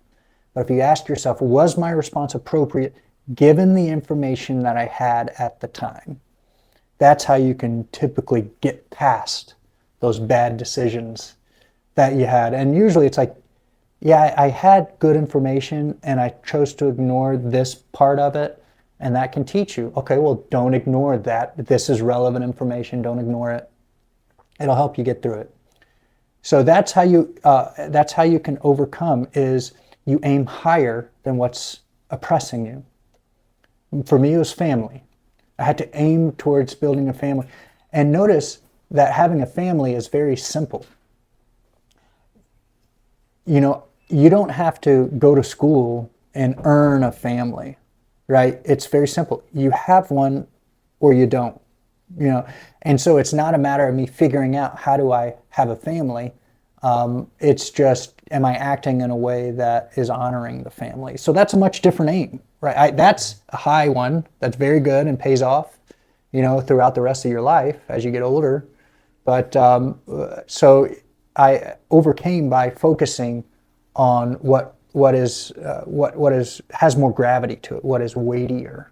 I didn't focus on something that was less valuable or less material. So it goes to really, in terms of priorities, is if you do not, if you don't lie to yourself and betray what your priority truly is, what you know your priority to be, then you can overcome anything that's in your life. I think a very important piece of that is obviously God, because God is light. And when you need to overcome something, it's typically because you're in darkness. And in the darkness, you bump into sharp things and you don't even know it. You don't know how ignorant you are until you have that flash of light that can reveal what's in front of you. And now you can start making objective decisions based on information you see, right? Your vision's clear. Now you can see this is a straight path, and it's the path of life, and there's good fruit along this path. Versus in the darkness, you kind of have to go this way a little bit. Oh, I got poked. Let me go back this way. And instead of going forward, you're just doing this, avoiding your fears. Yeah. So really what helped me to overcome is aiming at something bigger than myself and aiming at the right thing as well. And so what is the right thing? Well, that takes wisdom.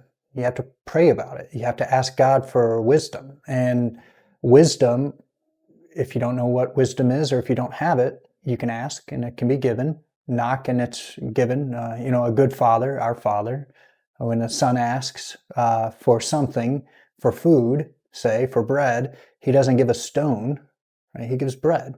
So same thing with wisdom. And so you can pray for wisdom. You can also read Proverbs, the book of wisdom, and just kind of sit in that. But wisdom is the path of life, quite simply. It's what leads to life flourishing, not money flourishing. I'm talking spiritual, his kingdom come, his will be done on earth as it is in heaven, flourishing, to where there's peace, there's love, there's sacrifice, there's not force, So, but, and then that overcoming, that ability to aim towards what's good, that pulled me through having to do the next step, which was I decided, okay, I'm going to have to hang my own shingle. And I tried to do that. And I tried to do wills and trusts and personal injury. And but I was a house divided, because I would still have to work, because I had to provide for my family, but I couldn't just quit everything, because I had a family now to provide for, and that's my responsibility. And I couldn't say, Amy, you go take care of us, even though she chose not to finish college to pay for me to go. So that was a sacrifice and investment for her, which took faith and trust. And right, so she overcame a lot of doubt. But I had to hang my shingle. That didn't work for about 6 months. I was an attorney still working in finance.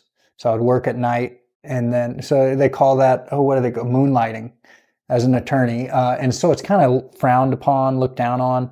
Work didn't care, because I was putting in my work, but I wasn't learning from a more senior attorney. I was trying to figure out everything as I went along, and that's not a good spot to be, because the law is very particular, and if you mess up, you can lose your license. Yeah.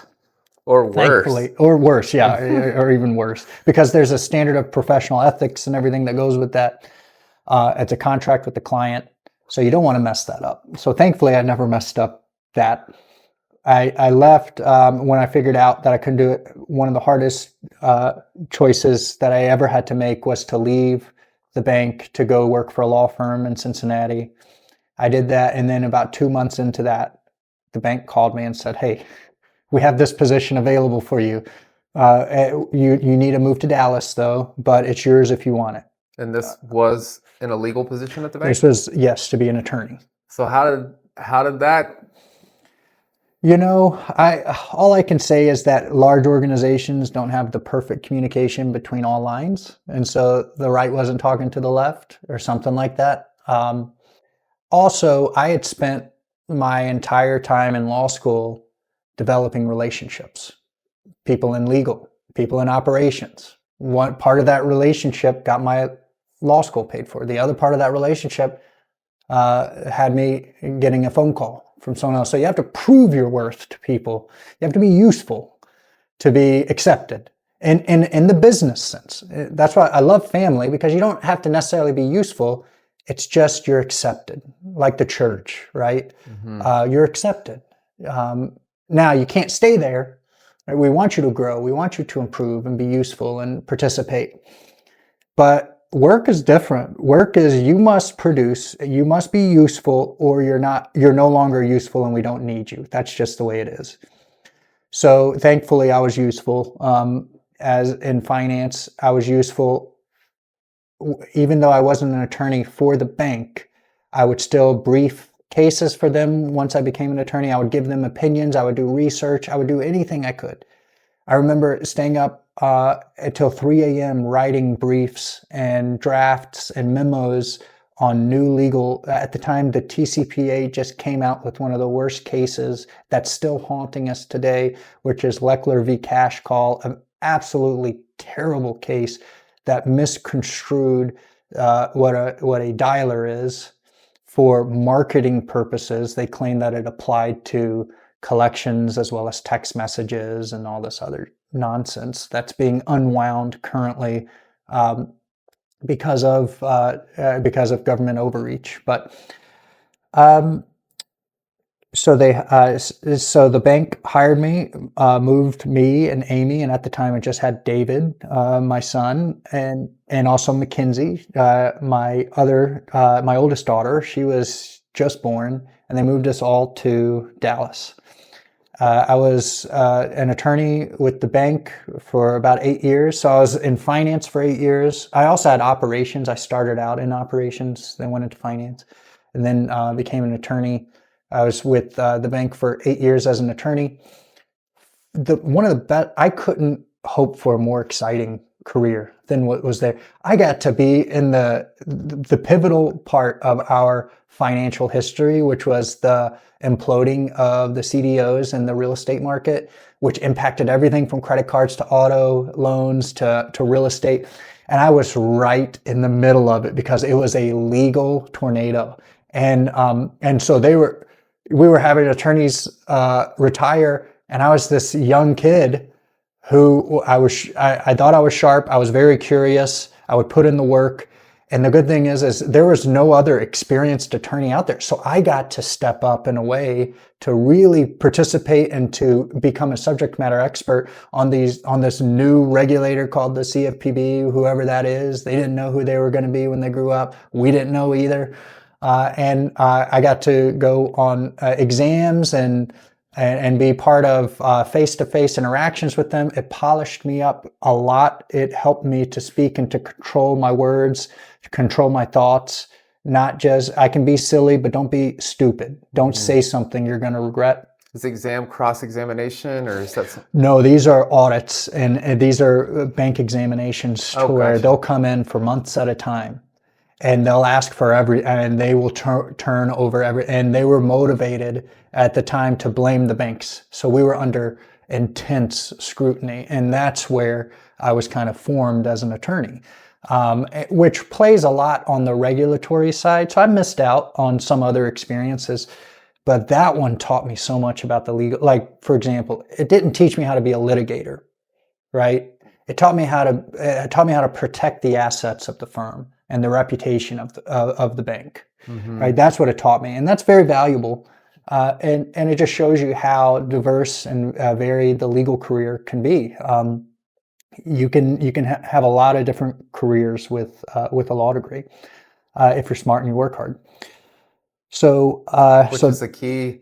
The work hard is something I have to just touch on real quick because it's we've only filmed like 5 episodes now, and kind of coming full circle to what we kind of touched on earlier, and we've touched on in other episodes, that there is, like, if you're at a no surrender point in your life right now and you're watching this podcast or listening to it, take an inventory of what you're doing and how much effort you're putting into it, because the hard work element or ingredient is and has been fading for a long time in this country. And I think they called it the greatest generation back in the 20s.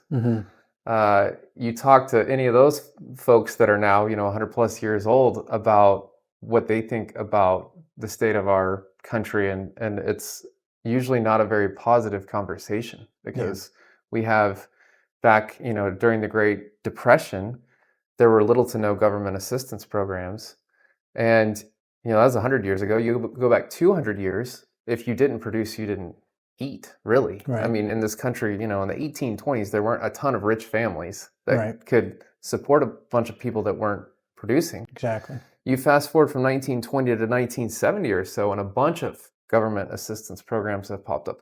And there was a pretty interesting I hate to say it, but because it sounds bad, but for example, the Black nuclear family was attacked via government assistance programs. That's right.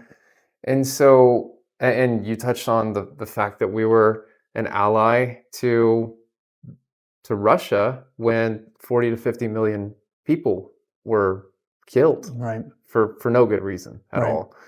And so we have got to remember as a society that even with AI and all this technology and stuff, that there's no replacement for hard work.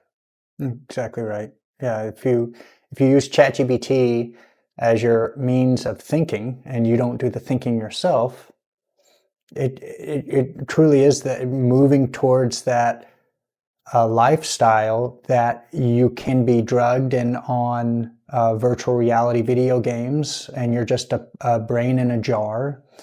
And so, and why would anyone do that? Because your purpose and your mentality has been stripped. You're not a victim, right? No one did that to you. You allowed that to happen. And if it is stuck, and I know that's hard to hear because I know that people have had very difficult, horrendous even things that happened to them. I'm not saying that that's your fault. I mean, that happened to me, right? That's not my fault. As a child, that's not my fault. How I respond to that is that is what I'm responsible for. So it is my fault, good or bad. And what I found is that this life is extremely difficult. There's a lot of other forces that want to define who we are, whether we're aware of it or not. So be intentional. Go to the word that has defined civilizations for thousands of years, strong civilizations. It is the pinnacle and the foundation of the Western civilization. And the Western civilization has been the most successful technologically, women's rights, civil rights, than any other country or group or nation in the history of history. I can't think of a more successful time than the West, in particular America. But that's being eroded.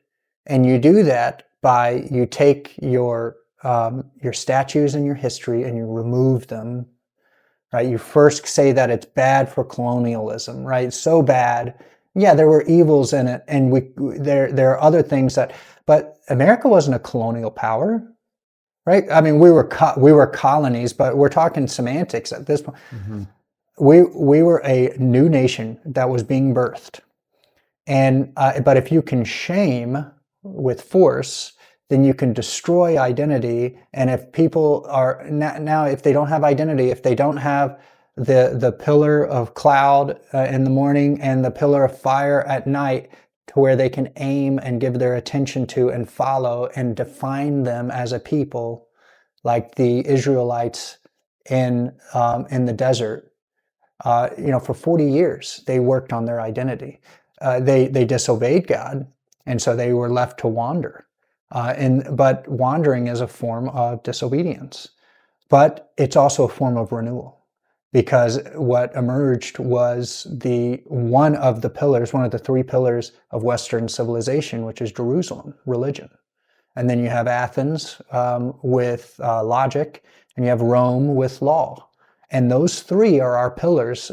So for me to hear that the West has no culture, or for them to even put the West as a skin color, which makes absolutely no sense, because there's no value in a skin color. There's no culture in a skin color. Right? You observe with your own eyes. What is your culture? You as a person, what do you hold valuable? What is your tradition? And if you can destroy the family, then you can destroy tradition and culture, because it's passed down through family.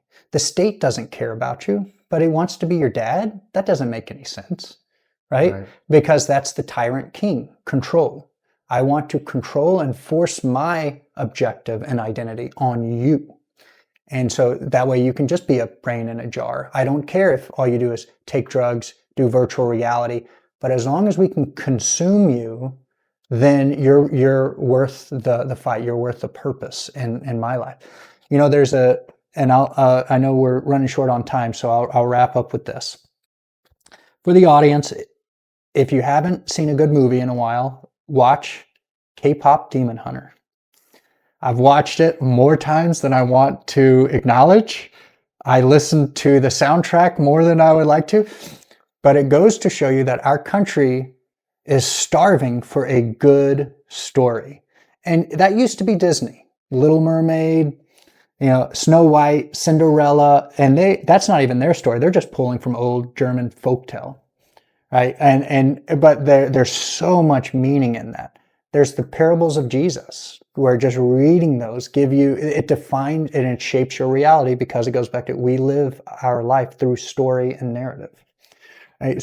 But K-pop Demon Hunter is about a girl band who is strengthening the Hong Moon, and the tighter this unity is, the more peaceful the community is. But Satan, who is a big character in this, knows that through division and multiplicity, you can destroy a civilization, because you destroy their purpose. You start to divide them. Another way of saying it is they become a mixture. Another way of saying mixture is a poison. So you can create a poison to destroy a civilization. And you do that by changing the attention. So if all the attention is always on community, peace, successful, merit-based, and then Satan enters in this boy band, and they're really good. But all of their songs are about consuming. So you're my soda pop. I'm going to drink you up. Drink to the last drop. That's their lyrics. And when you think about it, it's like, hey, this is actually really catchy, and I'm snapping, and it's like, man, they did a great job. But you listen to it, and they mean every word that they say in form of evil, because you are here to be consumed. And you think that you're just participating by being an observer, but your very soul is being destroyed within. So if you can change the narrative, if you can change the culture by going from moralism to good stories to pointing towards responsibility and identity and purpose, change that to, this song really doesn't mean anything, but it's catchy. It's about maybe cheating on your boyfriend. It's about getting drunk at a party. It's about extremely indecent acts, doing drugs, getting high. And that's what you point your attention to. You destroy the family. You destroy the culture. There's no identity that they can go back on. So now they can just live life like heathens, because tomorrow they die. There's no purpose. So overcoming is, if there are people that are struggling today, my heart goes out to them. Life is extremely hard. If your attention is on money, then I'm sure you're very depressed right now. If your attention is on family and loving your wife well, or starting a family, then you have something to aim at, and you have some purpose in life, and that'll help you through. Awesome. And just to kind of wrap up where you were with your career story. So went away from the bank, they wanted you back, you went back, you had a great time, right. Did a lot of really cool stuff, learned a ton. And then at what point did you make the call to leave the bank again? So the bank was going through some changes. They were selling off their mortgage portfolio. 50% of my responsibilities were in mortgage.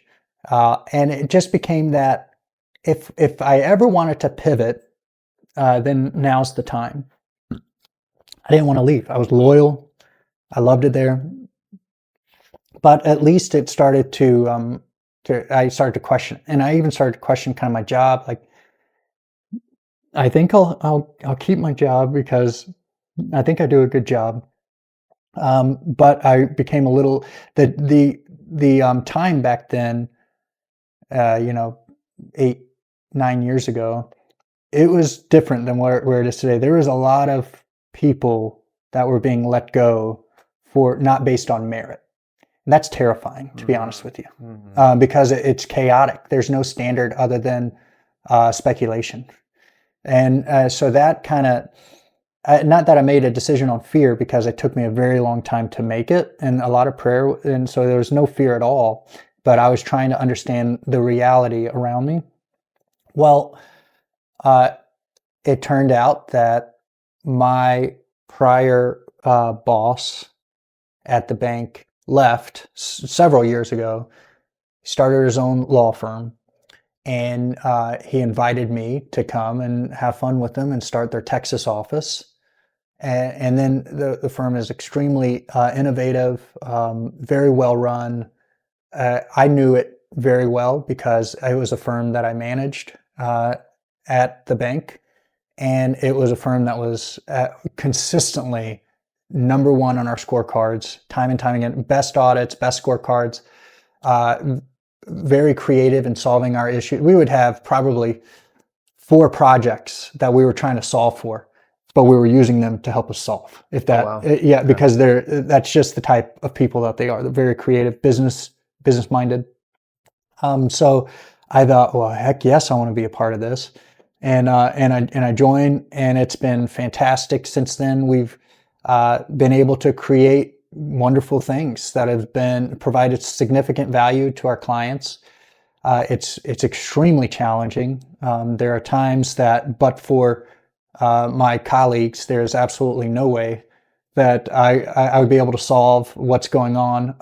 But they get the right talent in, they focus. One of the I think the bright stars is getting even out of the legal environment and creating a new company that's separate and apart from legal, where it's in. We're no longer the new kids on the block because we've been doing it for a while now, but it was a brand new concept for remarketing. For how do we get banks more money for their off lease or their repo vehicles? I mean, the entire industry sends it wholesale, and so they get not the whole value for their vehicle. So what we did is we partnered with dealerships such as yourself and found out, hey, this works very well, and there's a lot to this. And so we've just kind of built on that success over the years, and that's where we are right now. So while I'm general counsel for that company right now in the auto world, and it comes with, I mean, curveballs every single day. The legal stuff, I would not have to deal with this had I be just at the law firm. Law firm would have its own problem, and I'm still with the law firm very much so, helping around. But having this exposure as well, I mean, you want to talk about stretch and challenges. Every day is completely different, but that helps, right? That challenge helps you realize when you're at home and you put your head exhausted on your pillow, you think, hey, yeah, today was actually a pretty good day. We were able to get this client in agreement, and we were able to get this deal done, and it's really turned out well. Or we were able to hire this person, and they've turned out to just be a fantastic addition, and they're going to make all the difference. And so I get to experience a little bit of that. That's awesome. It's awesome. It's great to hear that your career, you ran into your, I don't know if it'd be an acquaintance or a friend at the Starbucks. The prayer happened. Right.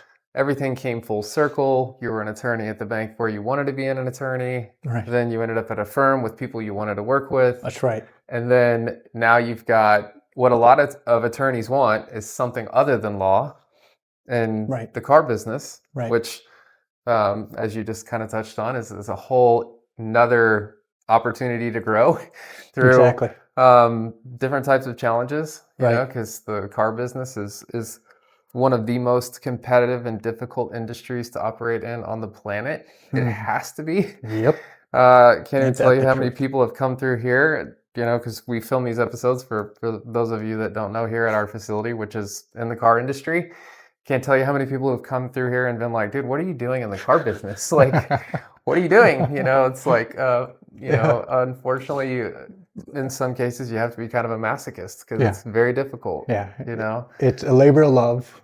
Yeah. And it's like, but I can't stop because I love it.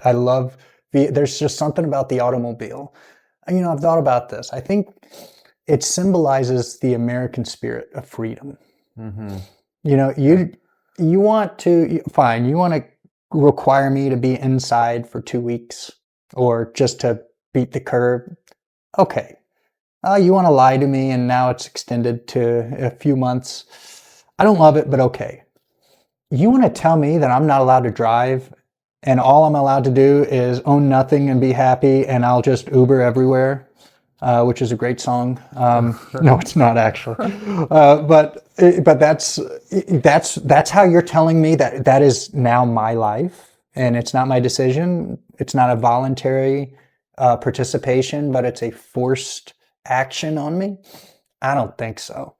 And that's what the automobile represents. And that's why you get so many personalities Oh yeah. in the auto industry. And you know what? I those personalities, I think it's what makes this job fun because they care, right? They care about what they actually want to do and how they want to do it. And so yeah, you get some particular people and everything. I would much rather have a person that cares that I need to figure out how to work around than someone that is not going to provide any value to this relationship and they're just going to do what I tell them to do. So I get no feedback. There's nothing, right? So the auto industry is definitely a unique industry. Yeah. Yeah. Yeah. And so to wrap it up, I'm going to ask you a pretty deep and philosophical question that is the reason I put this question together for you is because a lot of people these days are lost spiritually. And I made it a point in the beginning when we first decided to create No Surrender that we weren't necessarily going to preach to people on the one hand. On the other hand, I believe that, and it's clear that you believe too, that without spirituality, you're not going to live the life that you could with it if you have it, Mm-hmm, right? mm-hmm. So one of the common questions I've gotten from people who aren't spiritual is how can you believe in Christianity if everyone's going to a fiery hell who hasn't accepted Christ as their savior when Christ returns? Like, what about the people who have not even been exposed to Christianity? Mm-hmm. So it's a interesting, That's and deep. it is, yeah. And just a warning label, my son and I have had these similar discussions because we're on a little bit of opposite sides. And I've grappled with it and I haven't been able to solve that mystery. But here's what I do know. I know that God is good and he's sovereign and he's in charge. And when we talk hierarchy, he is the highest form of good. So he exists. Now, does he exist like this chair exists? Does he exist like this microphone exists to where it's in creation? No, because God is spirit. And so there are things that he has dictated that I have not been able to wrap my mind around. But I'm not going to be a victim either. And my responsibility is my action. And how do I respond to that truth? Well, I can either say that it's untrue and continue to live the life that I want, or I can say that it is true and now I'm going to have to change because of it. And I would encourage those that do not believe in Christianity I would encourage you to give it a consideration, to pray, help me in my unbelief. But who are you praying to? Are you praying to God? Look, the reason why you don't believe in anything, one of the reasons is that we've lost our sense of meaning and purpose. Because a principle is an ungraspable concept. It's invisible. It's a seed. It's a very small substance. And unless you take that principle, that heaven, and you put it into something that matters, a body, earth, then you won't properly mediate purpose in your life. And all you're doing by not believing in God or Christ in particular, because Christ is the perfect example of God on earth. He is God. He is the second person of the Trinity. All you're doing is removing purpose from your existence. And now what you're left with is earth. You now no longer have heaven. But you have to have heaven and earth. You have to, because that's what makes the garden, right? That's what makes Eden. Right? You had a God who gave goodness to Adam and Eve. and they chose to rebel and not believe what God said was. And that's what someone that doesn't believe in Jesus is doing as well. And so that is your choice. And I understand. I can see why there are desires that you want to do, that you do, that separate you from God. That is the flesh. And I understand that. And that's your choice. And there's no one to blame, for good or for worse, than yourself. So take full responsibility for your faith and own it. If you don't believe in God, fantastic. Good luck. Exactly. Yeah. Very, very good answer. It's as you said, a very deep question. But the bottom line is that if you're an individual that's watching or listening to this right now and you're still on the fence, just take a step back and consider karma in general. If like you want to try to believe that what goes around comes around, or what goes around doesn't come around, just keep an eye on your life, and you'll see. Because as Daniel said, he was lost for years when he was young. I've been lost. In my episode, I spoke a lot about things that occurred in my childhood or younger years, before I was 17, ironically, or when I was 17. And it might have been perceived by, or could be perceived by, people who watched the episode as though maybe I was a victim. But in actuality, I told my story because I wanted people to understand that you go through things, and what doesn't kill you makes you stronger. Mm-hmm. And the man upstairs wouldn't put you through anything he didn't know you could handle. Exactly.